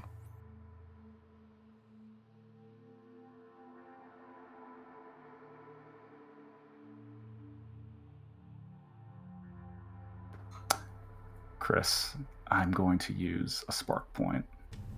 Okay. Roll again.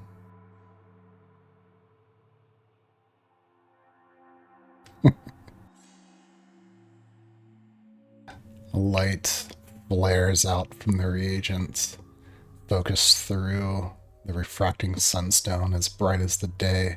It consumes the bowl, and then the table, the floor, the walls, the town, the world.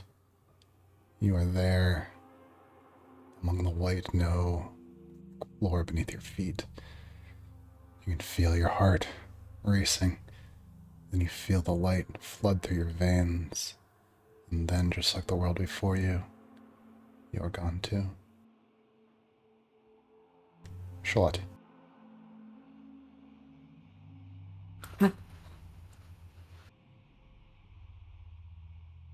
There in the porridge bowl in front of you, there is nothing. There is nothing swimming just beneath the surface. There is nothing making lumpy oats and broth all at their surface. Beneath the bowl, there is no vastness, unending, reaching to black nothing. There is nothing beneath your skin. Instead, there's only the friends who have come to gather in the Wanderlust that evening. Gathered together, maybe searching for Sal. Oh, he's been there the whole time. Everyone's come together there at the end of the day, except for Esmond. Esmond's not there at all.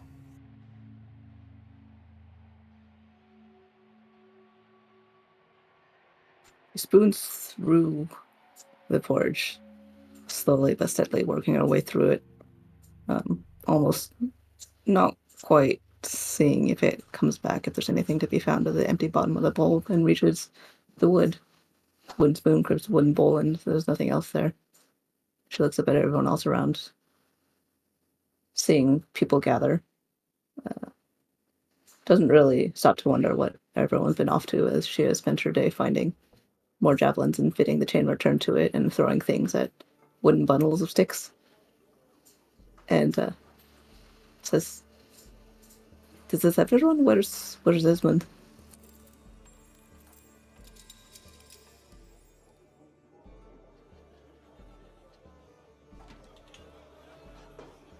I wasn't last Was to he- see him, but we didn't leave on great terms. Araya, where did he head off to after he talked to you? Oh, I left him at the lighthouse, but I don't know. Maybe he's at his workshop. Was he going to join us for this? Did he know to join us for this? Thought we were going to get together and talk about how tomorrow was going to go. Yeah, everyone was presumably notified to meet that evening.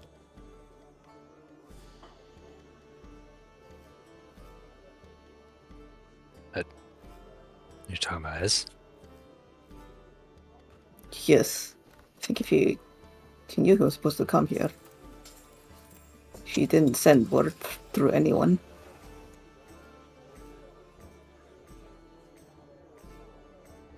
And I saw him a bit ago, but he was.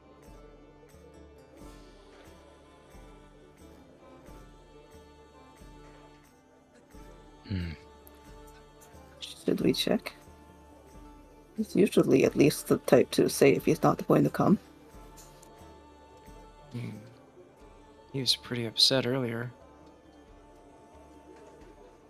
What about? He wasn't upset when I left him. Oh, you talked to him? Yeah, I mean, just to paraphrase, I feel like he's taking all the responsibility and, or rather, taking all the blame for a responsibility that we all share. And, he knows that he should share the burden of decision and the consequences with all of us. And it seemed to help. I'm sure he's fine. He's just probably just in his workshop, huh? Yeah, that's what I thought, too. And his mom has more cookies for him there. Apologies. There are more cookies? Is this the next day or the same day? No, this is the night before. Same night. Dinner Okay. time. This has been a busy day. Considering he was very put out this morning about not being part of any decision making, we should at least send him word so that he knows that he is willingly skipping out on this. Are we making decisions or are we just preparing ourselves? I agree with Shalati. Like carb loading. Best to, invite him along. For all we know, he fell asleep and, he's got his head down on his desk somewhere and the boy could use a meal. No, I'll go check his workshop. I mean, I can go. I'm done eating, so I'm fast. So I can I'm check surprised you consequences. two aren't going to go race again. I mean, You're Get back as ever fast as done fast. eating? We're done. Well, if you want to check his workshop, there's one other place I might check. Okay. Yeah, last I saw him. Okay. All right, let's go. I did hear about Granny Women's roof, though, so maybe don't do that again. Kibeth winks on her way out the door. It's just when you open the door, right there on the fountain, just outside the tavern. You see Esmond sitting there, looking up. Casey kicks off and sprints to Esmond to tag him before Kibeth. Kibeth is right on your heels. Please roll opposed athletics check. Yes. Beth gets double advantage.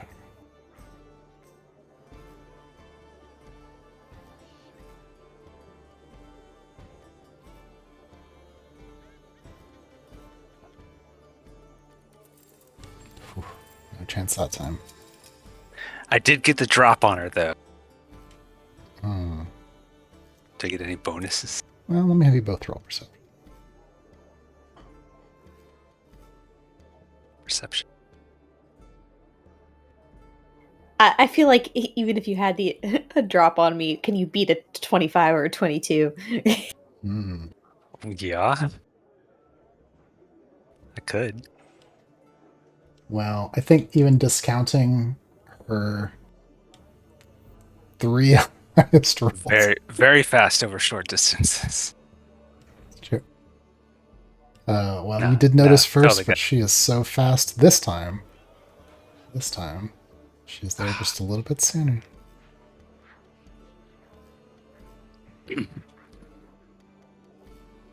As we kind of crash into you and beg,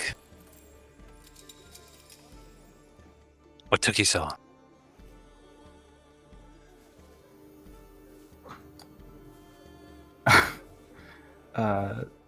You see Esmond just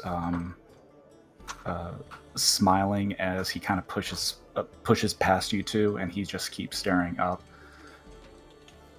I just had to have some confidence. They look up. What do they see? Zephyr's flying around, just zipping back and forth.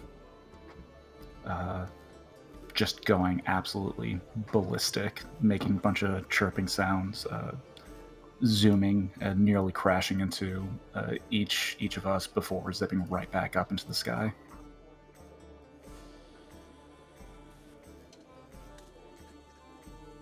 Oh, how'd you do it?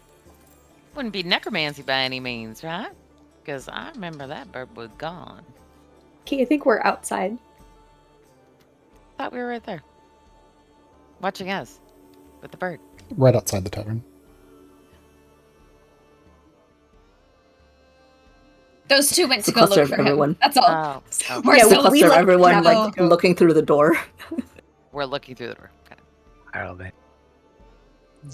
Yeah, I Casey. thought we had all followed behind them, and we're now all there watching us have this moment.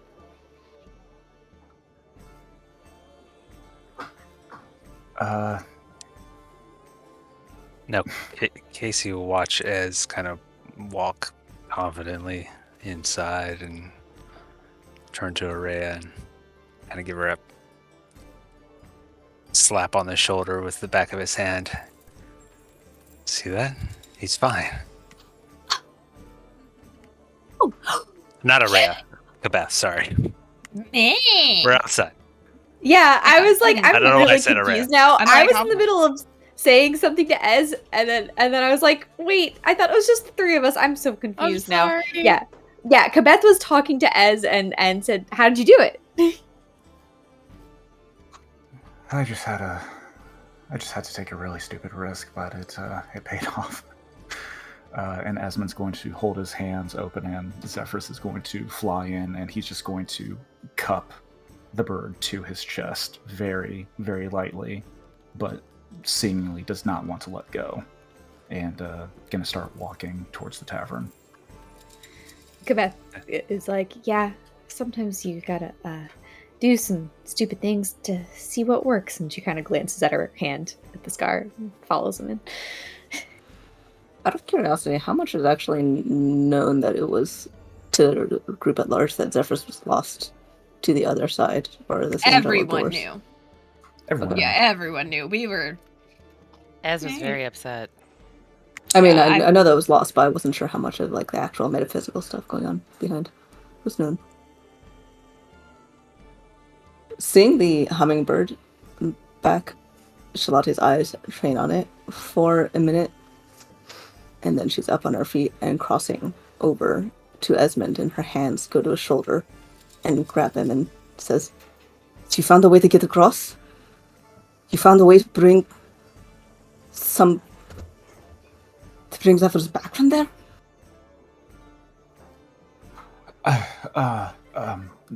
No, not exactly. I used the same ritual as before to summon Zephyrus from when I first made this contract. No, it was the same ritual, just amplified, is all. I haven't had an opportunity to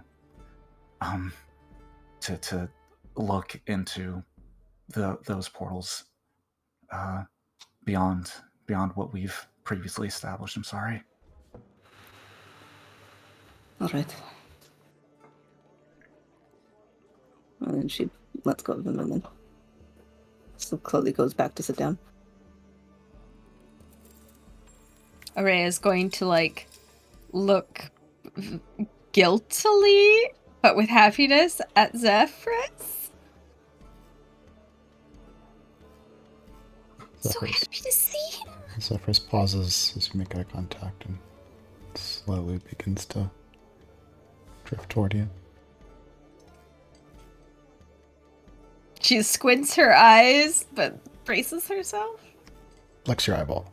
Ah! It's okay, I've just missed you so much! She blinks rapidly. Oh god, I think he got an eyelash. In case he would find a seat next to Shalati.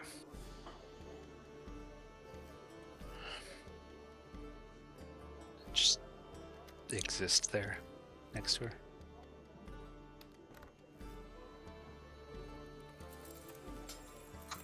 Esmond will pull up. Just he's not paying much attention outside of just looking to Zephyrus. So he just pulls a random seat, pulls out an old vial of honey water that he had. Is just giving all of his attention to the hummingbird.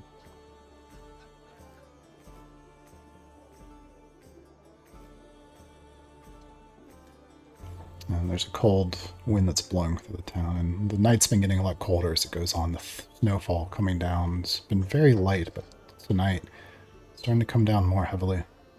Yeah, you can see it building thicker on the roofs and in the streets and painting the town in white. Winter is quickly approaching, so much earlier in the year than it should.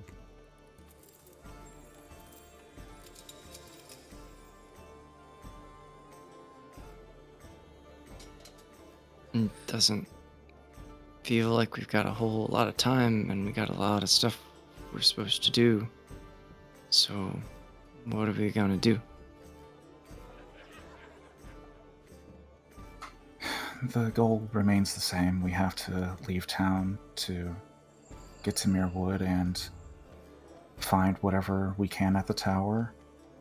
We just now have the obstacle of making sure the town is safe from the kobolds underneath. So we need to determine how best to handle that situation before we can leave. We also need to make sure that the threats from the ruins is taken care of in one way or another, whether it's sealing up the entrance or something else. And then we need to go back to the deep lurker and use the item that you've been making to pull them back across, and then hopefully see if we can close the other rips before we go anywhere else.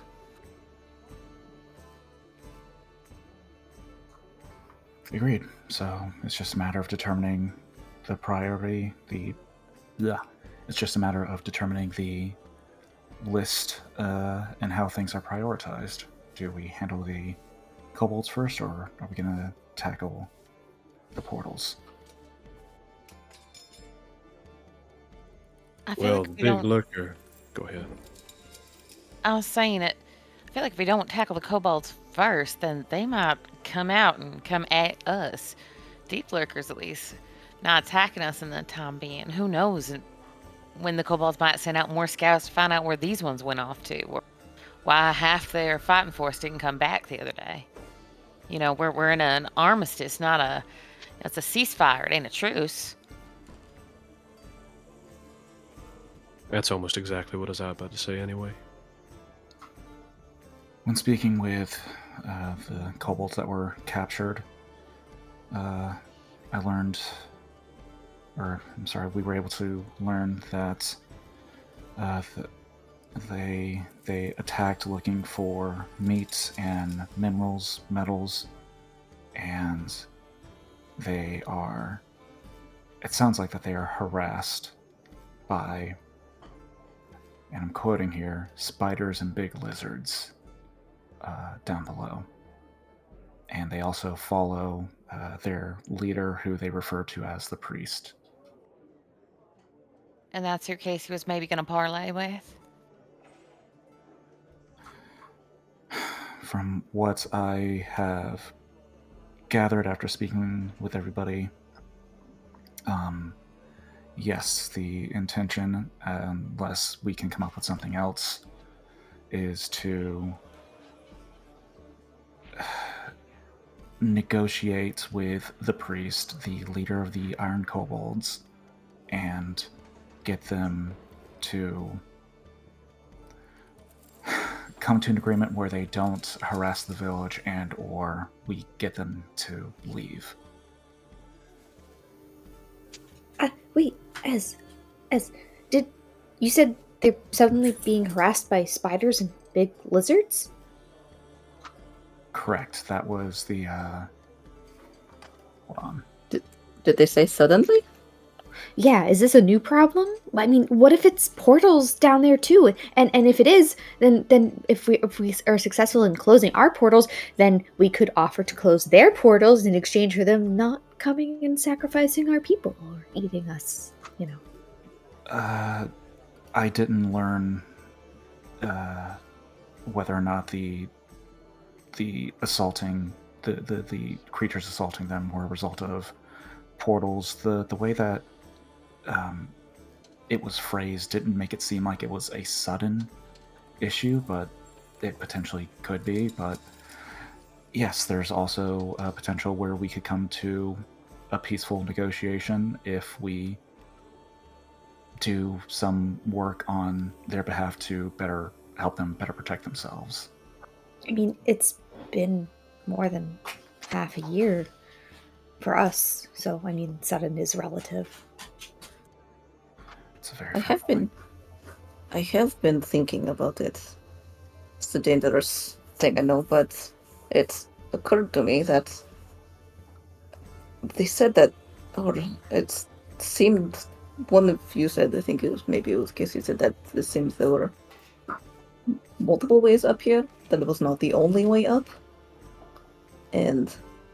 But given that we haven't seen anything from them and they were not shy about swarming out when they had the chance, when they saw the ropes, I am wondering if maybe the ruined cave-in is actually the only hole up here that is anywhere close. Maybe it would take a long time to actually settle this to any good degree, but maybe that is the only close hole, and any other holes they are talking about are far, far away. Multiple days travel. We went quite a while and didn't see any easy ways out or up. It's entirely feasible, but it's also impossible for us to know that. The more immediate solution would be to close the tunnel, but then we're left with the nagging idea that there could be potentially other tunnels underneath the town where they could pop up from. It's a gamble, regardless of what we choose to do. Well, there's one solution that's not necessarily a gamble. Kill them all? Oh, well. No, that's not what I had in mind. But it is a permanent... That's dark. What I was gonna say is we can come to some sort of understanding for Accord. Sorry, swallowed something funny. This dinner's delicious, by the way. They know the area well enough so they could probably keep us safe if we can come to some sort of agreement of terms. That solves the two problems at once. The uncertainty and the looming threat of our new neighbors that we frankly got off on a bad start with. I don't know that I would trust them. They killed the mayor and many others. We killed a lot of them too. And I it's don't Trust think takes customer wipe the rest of them out. time. I don't think that they killed the mayor. I think a beast under there killed the mayor. It didn't look like it was part of some sacrifice. Aurea, you picked up this thing. And she holds up the cleaver. I think one of them got eaten by that same thing, and that was the weapon left behind. It was bloody, when you found it. Do we really think? I was giving them the benefit of the doubt. Rhea did have a good idea, though. Pitting the I- kobolds against the fish. No, so that wasn't my idea. I was teaching them how to fish. What fish? How to fish. The sharks and the Well, Can't do giant that. We sea made a monster. deal with the deep one. I didn't know how to fish. They don't have to know that we Use a sent fish. them the kobolds. Wait, you We made guys a all deal think with this them. is... That's not what I said. I was well, joking. What if, I mean, there are lots of things we might be able to do, but it sounds like all of them kind of go back to investigate and then negotiate, and then we'll figure out what we can negotiate. Maybe they leave, or maybe we team up, or maybe something else. But we won't really know until we talk, right? Yeah, Doc's right. The simplest solution. I go talk to this priest, get him to leave. We go back to the fish, get him to leave. Close that portal. Head to the tower. Quick and easy. 2 days tops. It's, oh boy, we're, no, our schedule's going to be much more than 2 days. Regardless, my only point of contention is that if we go and speak with this priest, and it can only speak the same language as the other kobolds, O is going to be our only line of negotiation, which means that, you have to be willing to compromise if this priest or any of its followers are not very, how do I want to phrase it? If they don't like your particular tone or the way that you're phrasing something, when we go in, we have to be very careful. We have to be very respectful on their turf. They most likely outnumber us, so we can very easily get swarmed if the wrong thing is said at the wrong time. We just have to be very careful, and we have to be willing and able to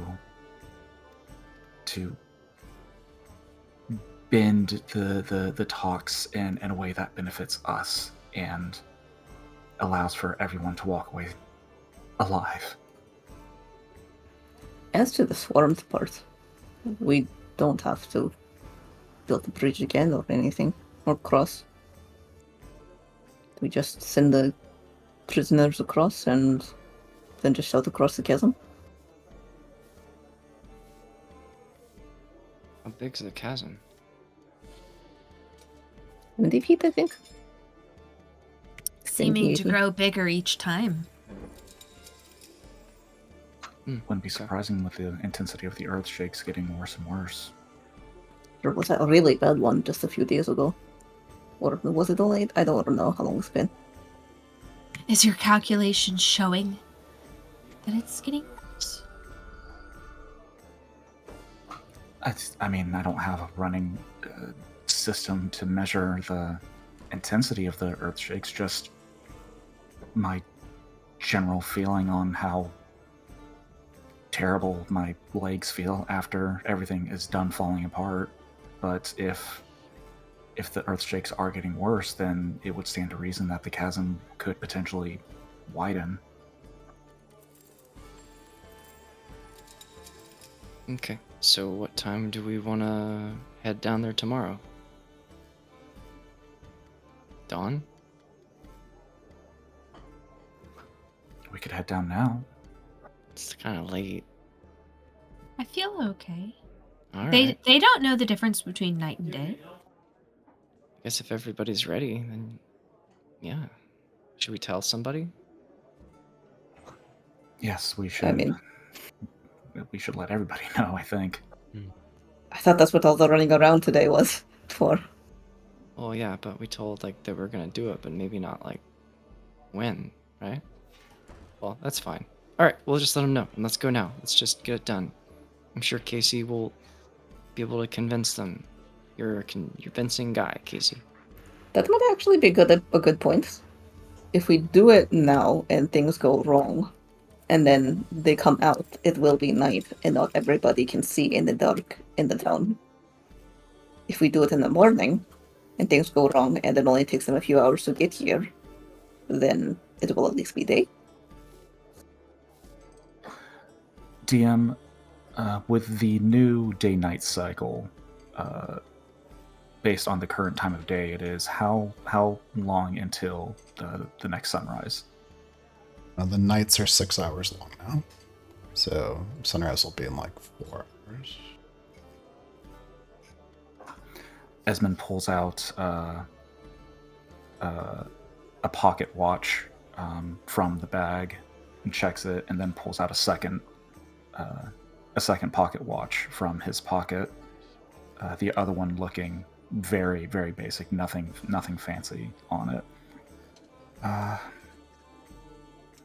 4-ish hours until sunrise. If we want to wait until then, just make sure everyone is prepared by that time. We can head out around then. Okay. Meet at the ruins in 4 hours. Quick nap.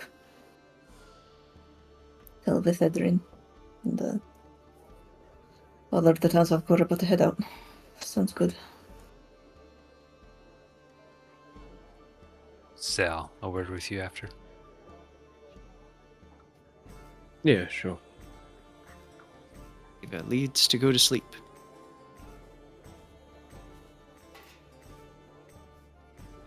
As people are filtering out, Casey would say to Sal, so this World Forge and the group surrounding it, you could be there. Okay, It's just thank as you. people. It's just as people are filtering out. She So scoots this- closer and pushes a tea. Yeah, as this World Forge and the people surrounding it, Reyes said you might have some insight into the history of the group. Why they're underground, underneath our town of all places now. Did they face a Well- foe, fall in some way? What happened there?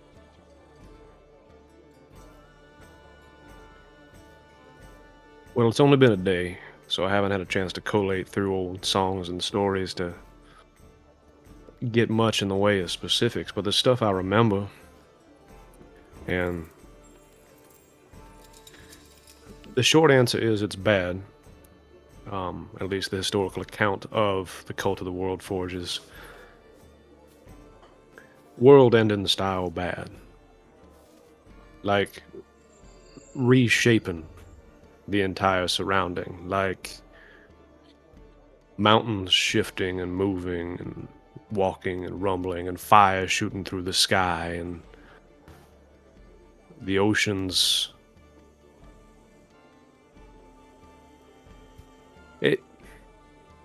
We'll just say there's several stories and songs about how it's they're very, very bad news. Well, do you think that the Cult of the World Forge is a fan of what's currently happening, or they think it's like a part of their plans? Like, oh yes, our prayers have been answered, and I can't speak to their intentions. I can only speak to the historical accounts of, well, loose historical accounts. They're centuries old. They're songs that have been resung and stories that have been retold enough times that, I mean, for all I know, it could be the one about the fire-breathing witch that ate dragon flames and started the end of times. Like, there's no way to kind of put it all together on a moment's notice before we go talk to them. I need more context, need more information to see what verses actually line up with their belief system. This could be some tiny fragment cult of something much bigger and much worse from a long time ago. And then the anything, Dwarven City. anything about a foe they faced. All I need is a name. The song that keeps sticking in my head is the one about the Witch of the World Forge. Witch of the World Forge. Which witch? Yeah. Are they with them or against them?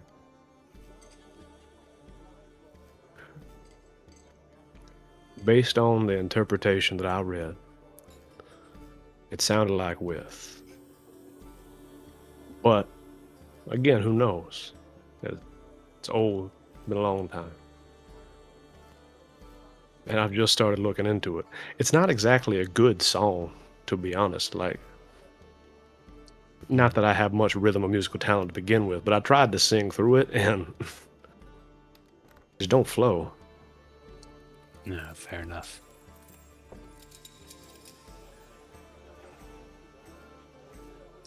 I mean, when I do talk to him, it'd be good to have you nearby. You know, just stand over my shoulder and look big. Like this. Stands up and makes a very grumpy face and then winks. And he's gonna get only bigger as time goes on.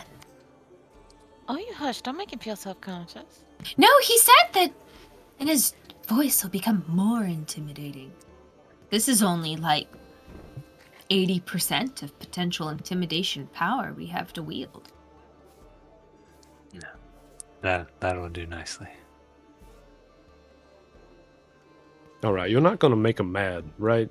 Like, you're going to try and be polite and understanding, and we're shooting for peace. Yeah?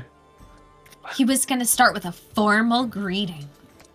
When am I not polite? Kate. It depends on whether or not he sees the priest as an authority figure worth defying or not. All right, may I make a request? By all means. Speak to them the way you used to speak to Sheriff Hain when you were trying to get out of trouble.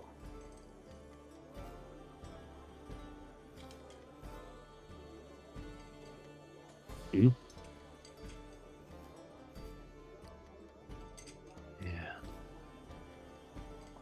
Yeah, I'll think on that. That's very non-committal. I gotta go get the right boots and outfit set for subterranean combat in case it comes to that in the morning. I'll see you all later. More fur than you'd expect to need underground. The rock is cold. I think Peach bows out soon after Sal, but she's not looking to tail him. She just is gonna catch a couple hours of sleep.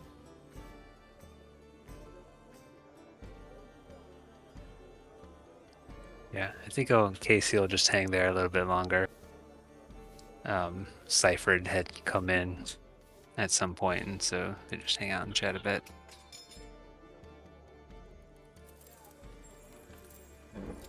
Just think you'll be able to cause enough trouble to affect both our peoples tomorrow.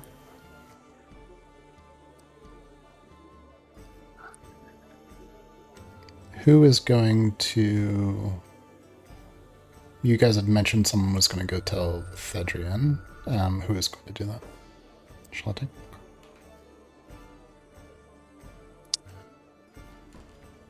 That was probably why she left pretty quickly. She was heading over to the mayor's house to tell the Thedrian that they were planning on going in the morning at dawn. Yeah.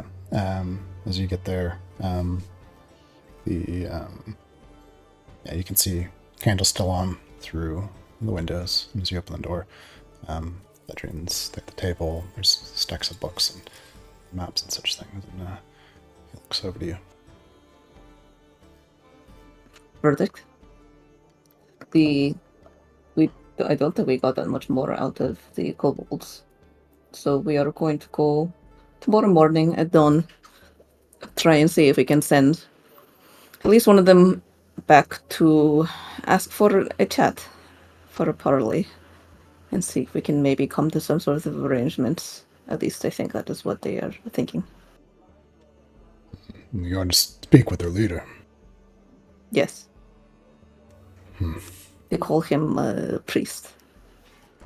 See, well, I should go with you, just in case it goes poorly, and I would like to have a look at who these people are. Also, I found this, looking through the old records. He slides a map across the table.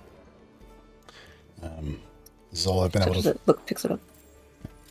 This is all I've been able to find in the time that we've had, but these are old mining records near from the founding of the town. You can see here, the Dwarven Mining Company had marked this area near the old ruins as unavailable, unsafe for excavation. Seems it may have something to do with what you found. Perhaps in some way, the dwarves knew something about what was down there. I wish that... I didn't think I'd say this, but I wish that old dwarf was here. He does live at the temple, right? Not here. Yeah, he's at the temple. Well, I mean, I suppose I can send a messenger and ask, but I think the sooner that we go talk to this priest, the better, so... I agree. Leaving that end open could be dangerous for all of us. Plan to leave at sunrise. That's soon. Yes, I don't think we'll actually get the full night's rest. But hang on. But mechanically speaking, would we know that trying to go with only having a nap would be really bad for us? AKA level of exhaustion bad? No, you guys haven't done anything so strenuous that you'll be exhausted. You'll just be regular sleep. Okay. Yes, the idea is that if everything goes wrong and they come swarming out, at least it will be day, so people can see them coming.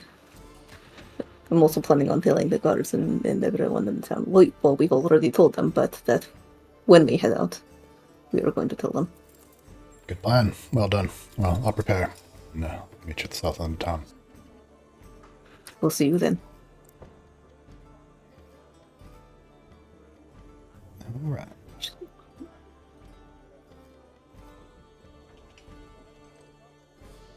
I think...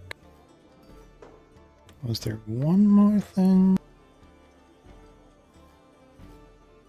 You want to do that? Yeah, I think we've done everything. Okay. Wait, Sean, did you have one that you missed? Did you get all that info out talking to Doc, so we're good? I think I could catch Peach real quick for that one scene. It sure makes sense they're at the same place, so it would be very easy.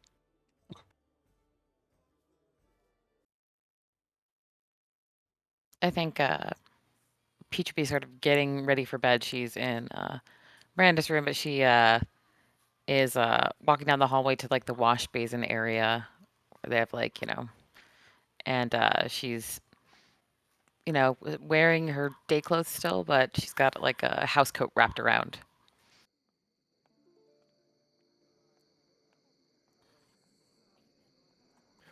Does she bump into Sal? Yeah, he just kind of rounds the corner. Oh, hey.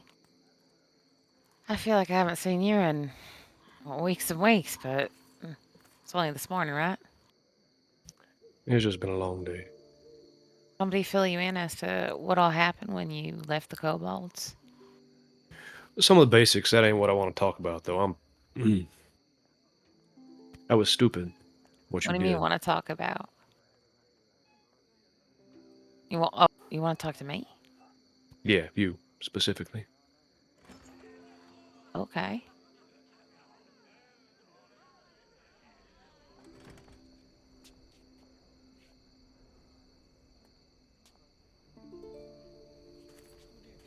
What were you thinking running across that pit without a harness on?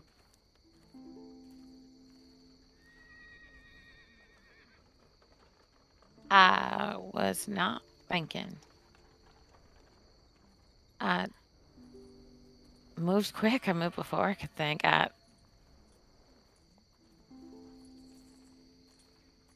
know it was a stupid thing. Felt like I needed to do something, though. I feel like you and Shalati are out there taking arrows and smashing kobolds together, and Araya and Doc are, healing people with words and touches. It was stupid. I should have taken that one more beat. I should have listened to Shalati. I know. It wasn't stupid because you put yourself in danger. It wasn't stupid because you were quick and you were rash. It was stupid because if you fell down that hole trying to run across a rope, all you would ever be is Peach Pine, daughter Miranda, Tavern Keeper. And that's the end of your story.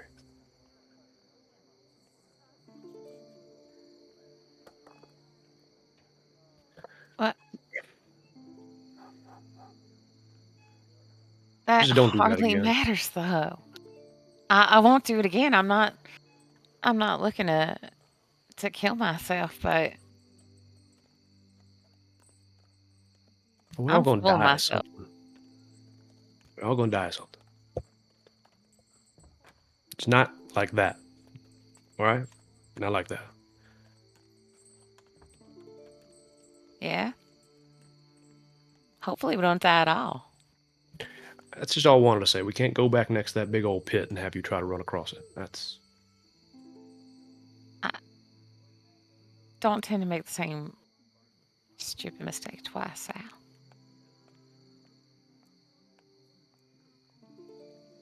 But I appreciate you looking after me.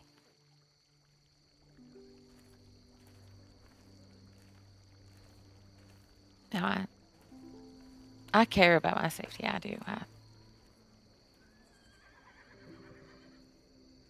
It's hard to live up to my mom's memory, and it's hard to live up to the rest of y'all, and I don't want to be in the way, but I can't leave any of y'all behind, and I didn't expect to be an adventurer. I figured I'd, always be here waiting for you when you came back from whatever great adventure you went off to. You could come home and tell me the stories, and I'd sing songs about it. Maybe you'd retire here one day.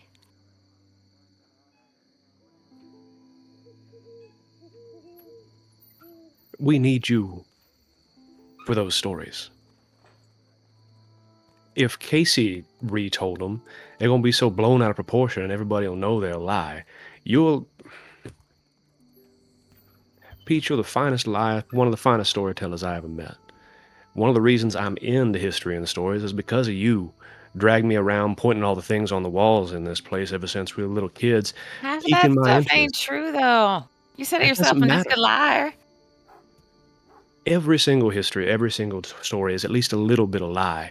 It's the little sprinkling of truth, and if you're not around,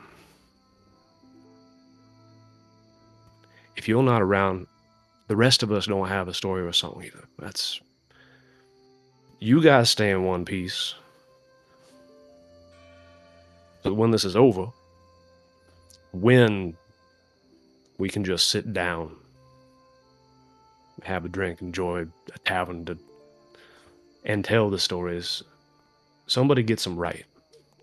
I don't have the imagination for it. I don't have the observational skills for it. That's... You gotta weave in, little romantic subplots and things. You can't just tell a straight story. You gotta talk around it a little bit so people give a shit about the characters. Sure. Oh. I'm just saying I'll include all that personal drama too.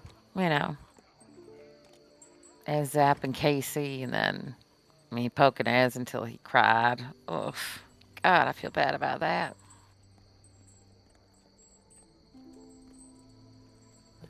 What I'm trying to say is, I know you don't think you're as capable or as useful, But you are the most important member of this party. We need a storyteller and a narrator. You don't have someone to sing the song after, then none of it mattered at all. So tomorrow, first thing in the morning, just stay next to me this time. All right. All right, I'm going to bed. I've been stewing on that all day.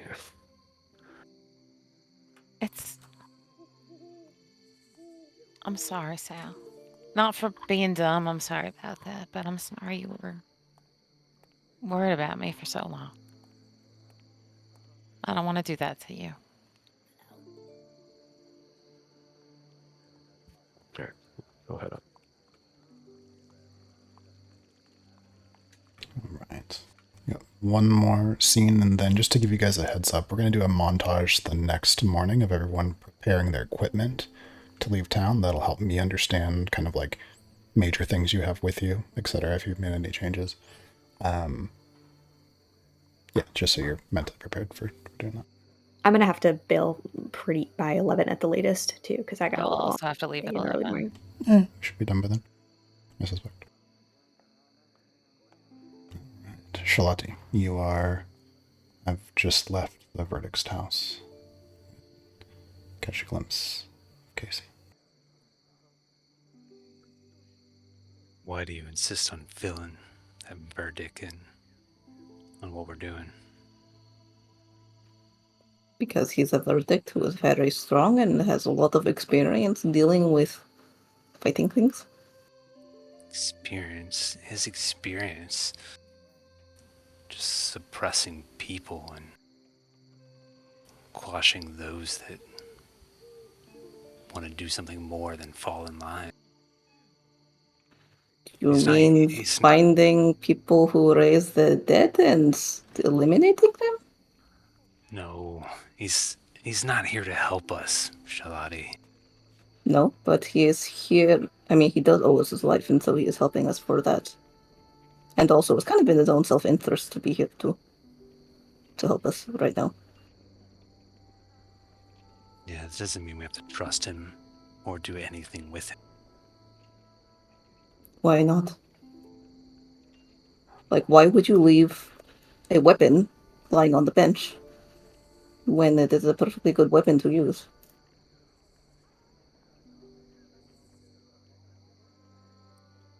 And that's the issue. It's not a perfectly good weapon. He's here to just... Well, why was he coming here anyway? Because he was running from that big crab thing that had taken over the other town? They were coming to escape from it and try to find boats. Yeah, even worse. He can't even handle a big crab thing.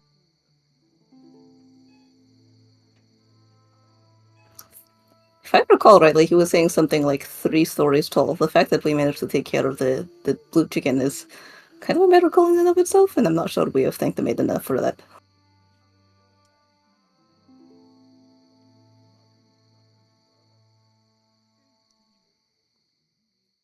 Yeah, I don't know. I don't think we should trust him as much as you do. I mean, what has he done to make you distrust him? He's a verdict. He's an outsider, but that's about the worst that can be said of him. No. I remember Gilgain's teaching. Verdicts come around. They find people with power and strength that can't be controlled by those that run things. They go out there and then they kill them. They suppress them. That's the only reason verdicts exist, is to find people like us. Did you? I don't think we had the same lessons. Verdicts are part of the kingdom that they root out people who are dangerous. There are criminals. And it's not just the ordinary criminals, but the criminals who are too powerful for the ordinary guards to take care of. They say anyone with any sort of power is dangerous. I don't think that's true, and I don't know why you think that, because it's not like we don't have wizards and people who study magic who have stayed here, or who have gone off to do their own thing. Yeah, as long as they fall in line. You mean work to help other people? It's not what I mean. Like, what is... Like, I don't understand your issue with him. What is the problem with falling in line when the line is the good of people of the village? The safety of the kingdom? It's not much of a kingdom now, but at least we can do our bit for the people we have left.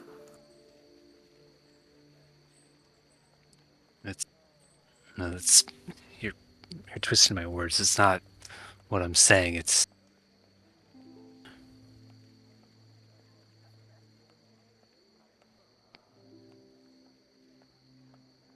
I don't know what I'm saying. Maybe think about it some more. Good night, Casey.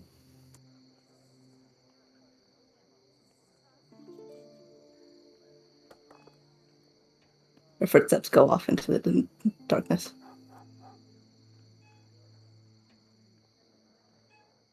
For all the excellent roleplay you guys have done tonight, everyone gets an inspiration. Alright. The short night comes and goes, sun rising in the north sooner than it should, across a white painted land and a gray sky. It's cold when you wake in the morning, colder than it's been in a long time. You go now to a dangerous place, deep beneath the earth. But there's fire waiting. Alright, I'd like you guys to montage through your preparations. This will help me understand, kind of, and everyone else, kind of what you're wearing, what new equipment you might have, if anything, and what your weapons you're bringing, stuff like that.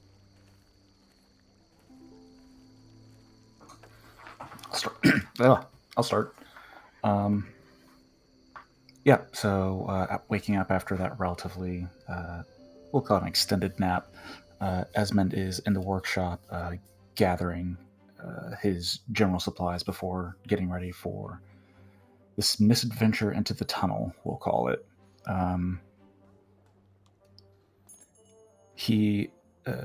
Zephyrus is zipping around, and while he's gathering his tools, checking his shield to make sure it's in shape, throwing on the newly enhanced chain shirt, testing how light it is, feeling not quite as encumbered as he once was.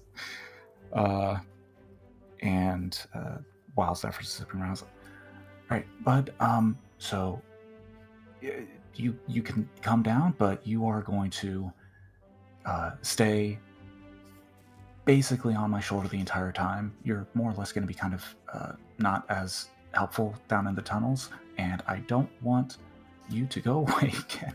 So you're staying with me. Understood? And assuming Zephyrus doesn't put up much of a fight, he'll get him to calm down and just find a place for him to settle somewhere around his chest area, and turns over to Typhon, standing at like waist height to him, and he's going to kneel down and run just a quick diagnostic check on the combat automaton. And okay, everything seems to be in order. Typhon, I do have that empty space in your chassis. Well, maybe Typhon could, or maybe Zephyrus, you could fit in there. Worry about that later. For now, you just stay with me. All right, Typhon, with me. Zephyrus, once we get near that tunnel, you're staying on my chest, but in the meantime, feel free to fly about. Let's go. And he'll head out the door. Just as the door opens, standing there in front of it, Shalati. Oh, hey. Hi. She pokes her head in and says, I have to be somewhere else really quick. I was going to talk to you about something, but I just wanted to check and make sure. I know Zephyrus is really important to you. I'm sorry I wasn't more happy about him being back. I distracted from it. I'm glad he's back. She looks at him on your shoulder. And I also just wanted to make sure you're okay after your argument with Casey yesterday. Sure, that's what we'll call it. Yeah, I'm fine. Yesterday was a long day, but Zephyrus was kind of the highlight of it all, and kind of helped me forget about everything else. I'm fine. I'll do what you guys need me to. You can count on me for that. Okay, I was just hoping for you to be yourself, but I'll see you at the gate. And then off she walks. Whatever order you guys want to go. Probably makes sense for Shelter to Glass. Ava wakes a little bit early and has thrown on a couple of additional satchels, one stuffed with some paper and a couple of extra items, and thinks something to scribble on. The other is filled with a few different basic healing potions that Lily had just finished up making. That small note scribbled towards her sister, letting her know that she'd taken some. She heads out a little bit earlier and sets up outside the entrance to the place. She uses a staff to create one more thing of flowers, and then sits down and begins casting some magical spells, which she does for several minutes.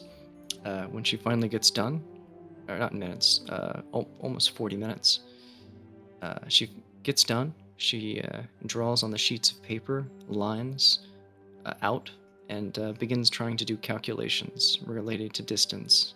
And they'll see whoever arrives there would just see her sitting amongst those flowers, staring at that piece of paper.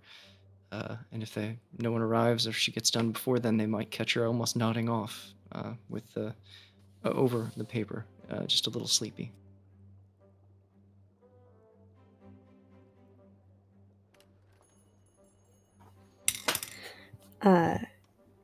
Beth is in her room. Things are laid about upon her bed.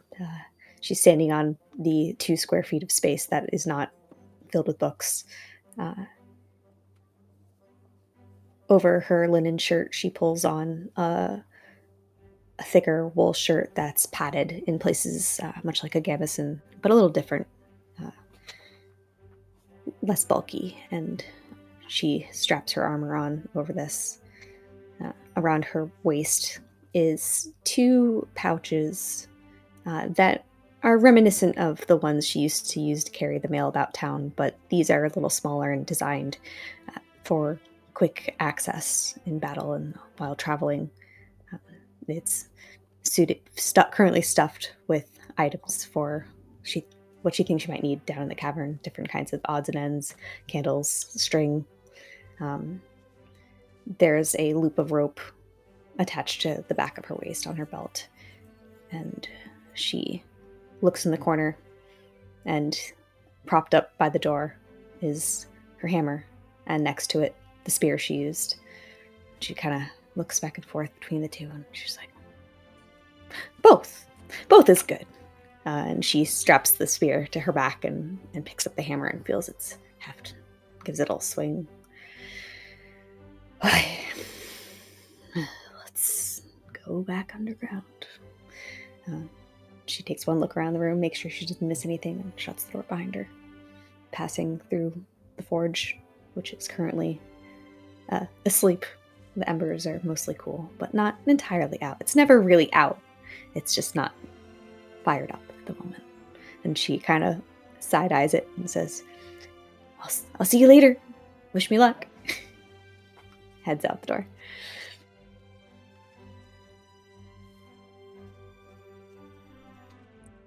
AC wakes up in the cargo netting, full of pillows and blankets strung up towards the ceiling of his childhood home. Stretches out and grabs onto 2 of the ropes and just kind of falls headfirst over and does a forward flip down to the ground into a 3-point stance before straightening up in front of the heat where he does his shadow plays and kind of looks over at the mirror. He didn't, no shirt right now, and he's just kind of like, all right. Kind of loosens up a little bit. The magma lines that run across his chest and over his body brighten up a bit. He's like, yeah. And he looks down, starts strapping pouches to his waist. He grabs a few wooden stakes, puts them on his belt as well, and his shadow kind of comes out from in front of him and up onto the wall, and 2 eyes open up and tilt at him. And he's like, what? I mean, could be a vampire. You don't know? And the eyes blink twice, and then the shadow moves down onto a crumpled pile in the corner of studded leather. And the eyes open on that, and the grin appears in his shadow. And he's like, no, I don't want to wear that. The eyes blink at him twice. He's like, fine. And he goes over and throws the studded leather over him and starts to strap it on. He's like, shaking his head as he puts a few more pouches onto his belt. Doesn't have any weapons on him that you can see, and it's just like, all right. It tugs at this leather a little bit, and it's like, all right, let's go have a chat. And darts out of the building, and his shadow, slightly delayed, follows behind him.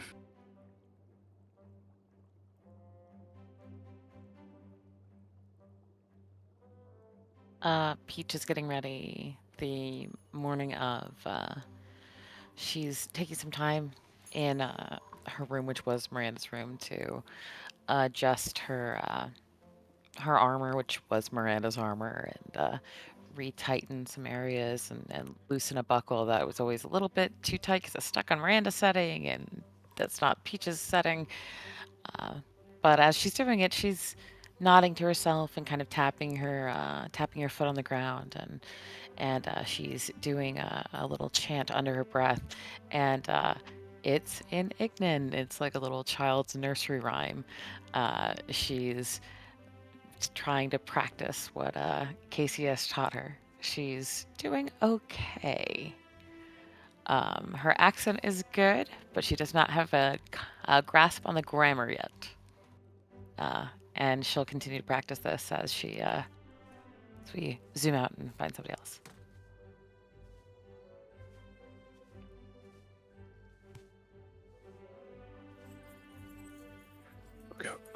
Sal and Poppy have been up early and have been out on a stroll. He's kind of circling the area near the ruins, just in preparation, and he has his little notebook in hand that he often jots things down and things he's worried he's going to forget or things that might be important.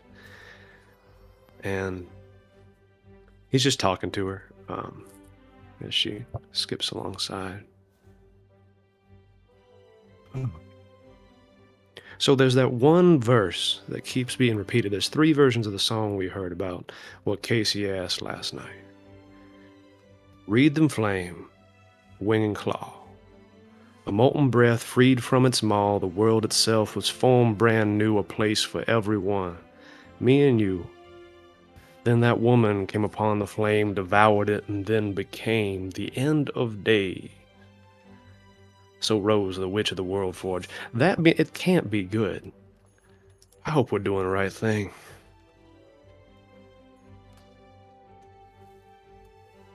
You guys already have inspirations, but you deserve more. Novel inspiration. All right. Aurea wakes up early and heads to the nice smelling flowers that Ava had planted. And with like the morning sun welcoming the beautiful sunrise, she offers a prayer to the maiden and then pulls from the sunlight filtering through the clouds, wrapping herself in that light to become something kind of like armor around her. Sighing happily, she's like, we'll make peace. And heads to go where they intend to meet. Charlotte, as you reach the storehouse, Yev has spear in hand and he's spins it around in his good arm. The other one sort of still in a sling where he took an arrow in the shoulder. He drops the spear, picks it up, spins it again, does better this time, and slings it on his back. Charlotte, hello. Good morning. I've been guarding this kobolds and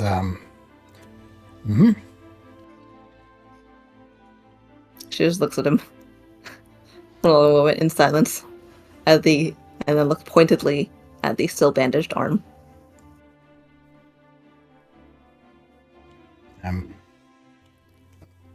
Very.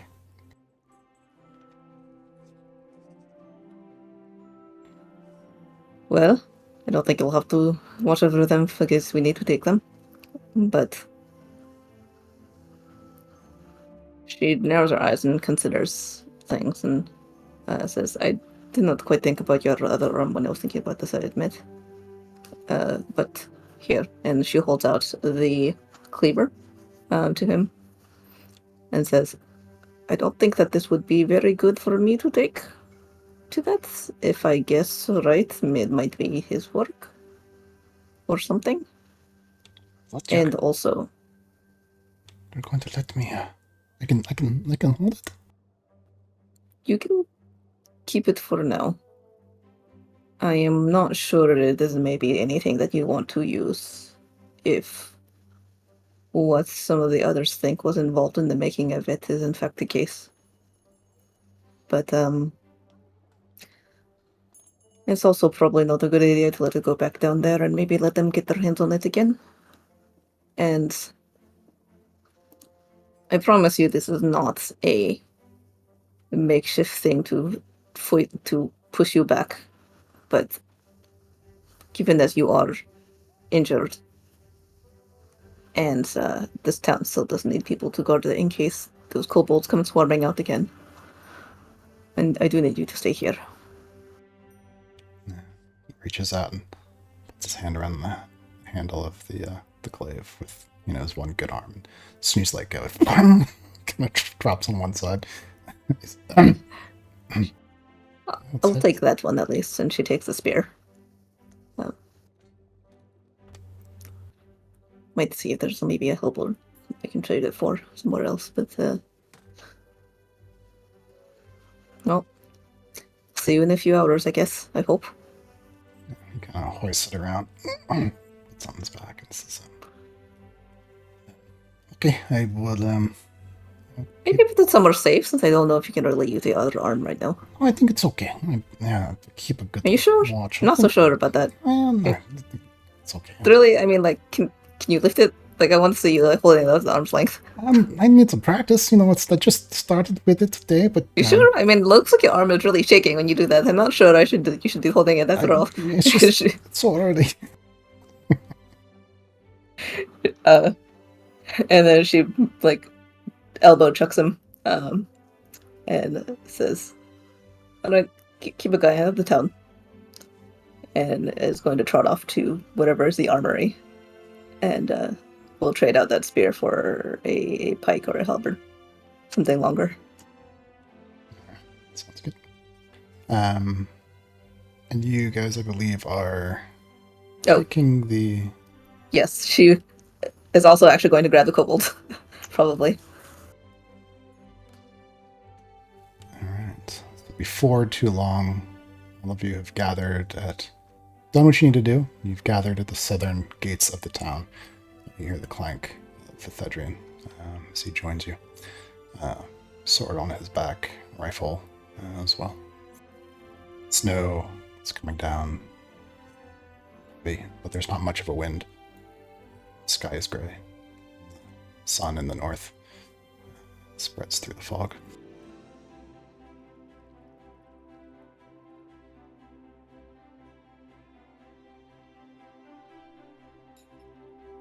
Are we all outside the place? Well, I have them. Are we ready to go? Almost. Lily finished these, and she like opens her bags and pulls out one of the small healing potions. I've got 4. I think it'd be a good idea to have people carry a couple. These are the healing potions she was working on. So, just like gestures around, hoping people will want one. I'll take one, thanks. She hands one to Peach.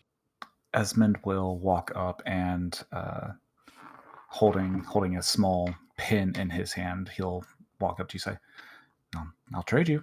And he'll take the potion and place the pin in your palm.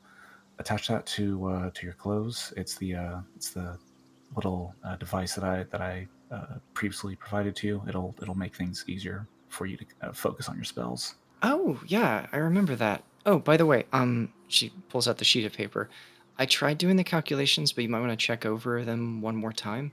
So these are just the distances from all of those plants to where this one is, and then if we get someplace, all I'll need to do is figure out the distance we are from this one plant, and we can figure out then geographically if we get turned around, like in the tunnels or anything, like where we are relative to other things. But it's just a math problem. I think I got it right, but I was just gonna have you look over it. Esmond will take the health potion, stash it away, and start double checking this math. 2 more health potions if anyone wants one. Potion of healing. Casey I have should one. take one. Mm-hmm. What? You made these, Doc? I Casey hope. will. Yeah. Yeah, well, Lily, I made one of them. Lily made the rest. We were developing them together, so I can't take the credit. She did most of it, I think. She's really good. What flavor is it? That's berry. They've got flavors, not just like What berry? There's lots of green. berries. I mean, you'll know when you taste it. I mean, it looks like it tastes red. It's red, so Red isn't a flavor. I think this potion says otherwise. Green's a flavor. It tastes like leaves. Wait, did Casey take one? You all realize you're describing colors, not flavors, right? Yeah, Casey will take one. Anyone? I'll take the last one if nobody else wants it. Okay. Yep, she hands it to you. I don't plan on being in front. I don't Well- either. Peach doesn't have healing magic. After last adventure, I think it's best if I have a little extra something on me. Plus, I could run over to somebody who needs it if they need it more than me. They don't do much, but they work real well. Just not tons. Charlotte looks over at Salinger and says, "Do you still have my shield, the buckler?" Yeah, I brought it with me. You need a bag. Do you need it? I think I can probably go run and get one real quick. I'm hoping I won't need it. So someone else hold these fellows for a moment then. I'm just going to thrust the kobolds and the rope holding them up to someone else. Looks at Araya, looks at the relative size of Araya to the kobolds, and then squints her eyes for a moment, and then just going to give them to Salinger.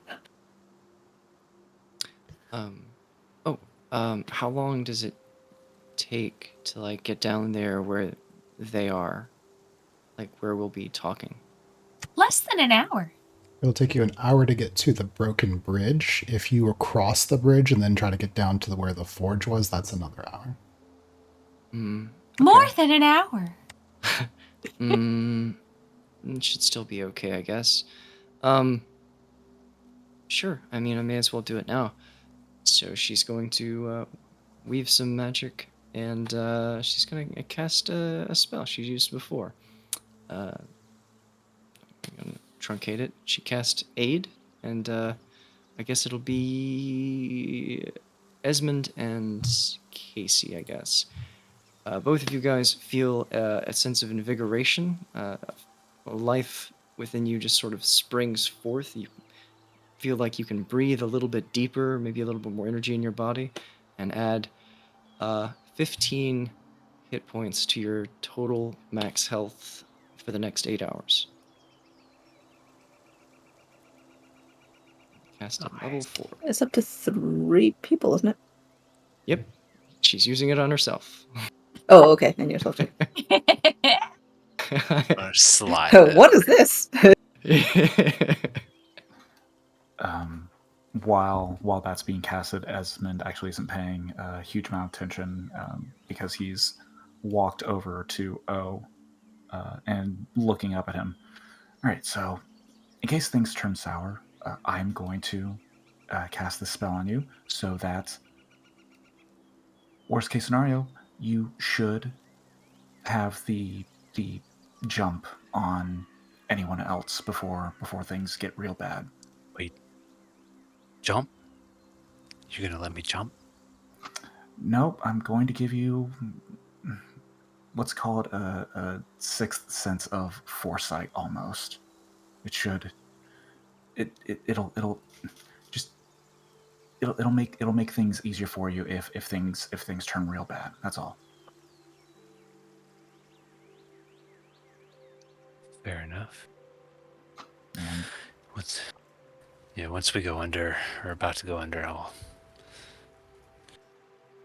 do the mind link as well.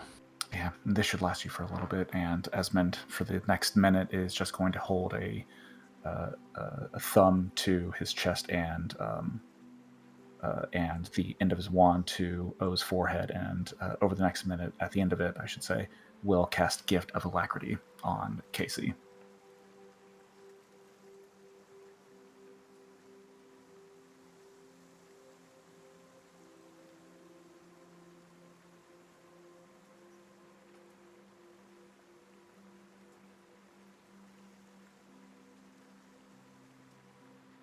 Casey kind of puts a hand on Esmond's shoulder. It's like, yeah, I'm glad you're here.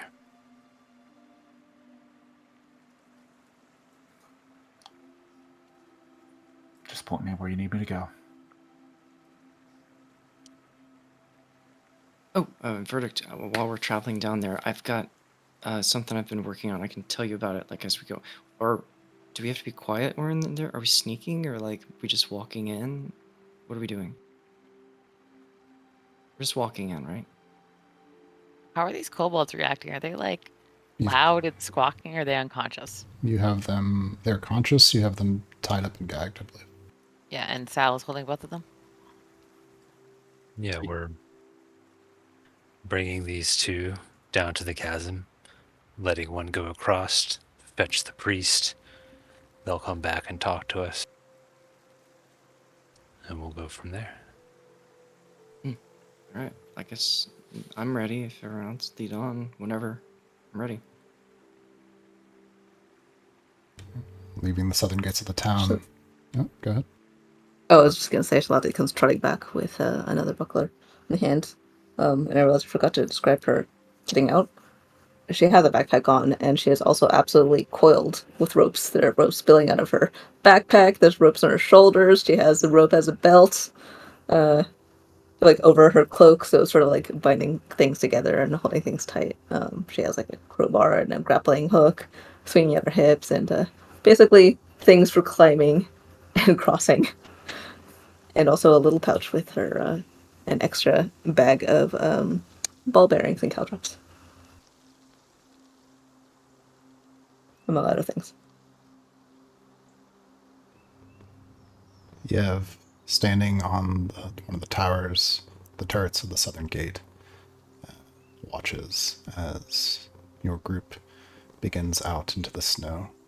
Footsteps trail out behind you as you head into where the white of the land blends into the white of the sky, till at last in the fog you are gone. And that's where we're in for tonight. No.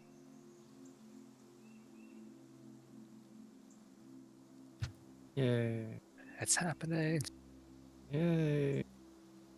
I was enjoying the kitty ASMR. Oh yeah, you guys can hear her, Brent? No? Why I can't hear her. Oh, I didn't. I Not feel like me. I missed out. I'm holding it down. She's still... Are you serious? I could totally. It's loud purring. How Maybe a loud better do you- bass. How loud do you have Chris turned up? Chris, real fast. What is the current date? I believe, let's see, it's been 1 day since the day you completed your thing, so I believe we're in 53 autumn, I think. Let's see here. Okay, folks, I'm gonna call it. I gotta go to bed. Good night, everyone. Me too. See you next week. Good night, everybody. Great work. Hey, we're level 7. Wait, did we have a time skip? There's the 20 days time skip with an additional 6 days for Ava's shield. You haven't done the shield part yet. But I you thought should. I thought it was 45 autumn when we went to go explore the ruins, and it's only been like a day. Oh, maybe it is then. Maybe the 52 is... Yeah, 52 is when all the projects will be complete, so minus 5 days from that. So what, 47 then? Sounds about right. Yeah, sorry. Yeah. Okay, so 47 autumn is when we are. I've got it in the planning discussion. I'm just scrolling up to find it.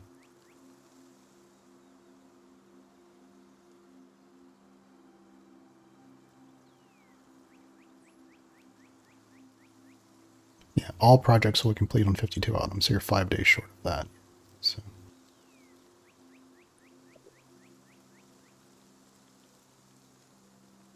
I can't remember. Do we roll hit points? Or do we just... No, we just do the average, right? Average. Got it. Oh, that's right. We leveled up.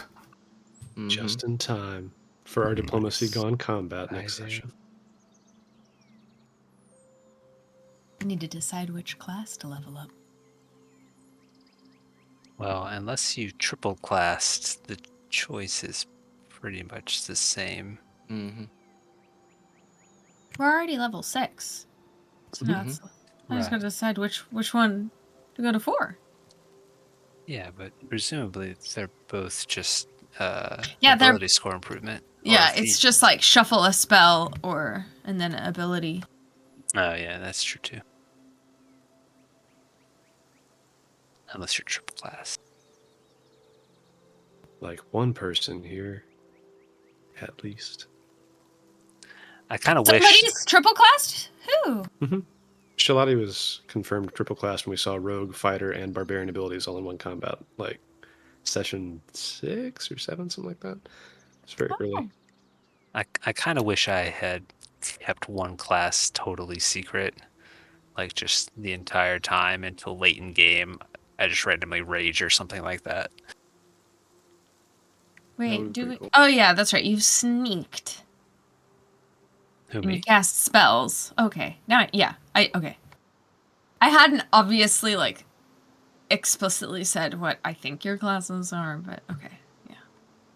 Yeah, I've been pretty clear with what my classes are, I think. Sneak. You'll never guess what my classes are. Well, Bard. Barbarian It's not- fighter? It's not even worth trying, honestly. Double You'll bard. never get it. Homebrew. He's a We're all a rage little wizard. That'd be amazing. Rage mage. Yeah. You Don't do can't, pole dancer. barbarians can't breathe. One day, I will make a rage mage voiced as the Macho Man Randy Savage, but it will not be for a long-term campaign because my throat would give out after only a few sessions. Good job, guys. Yeah, just Yeah, that's a lot of good RP.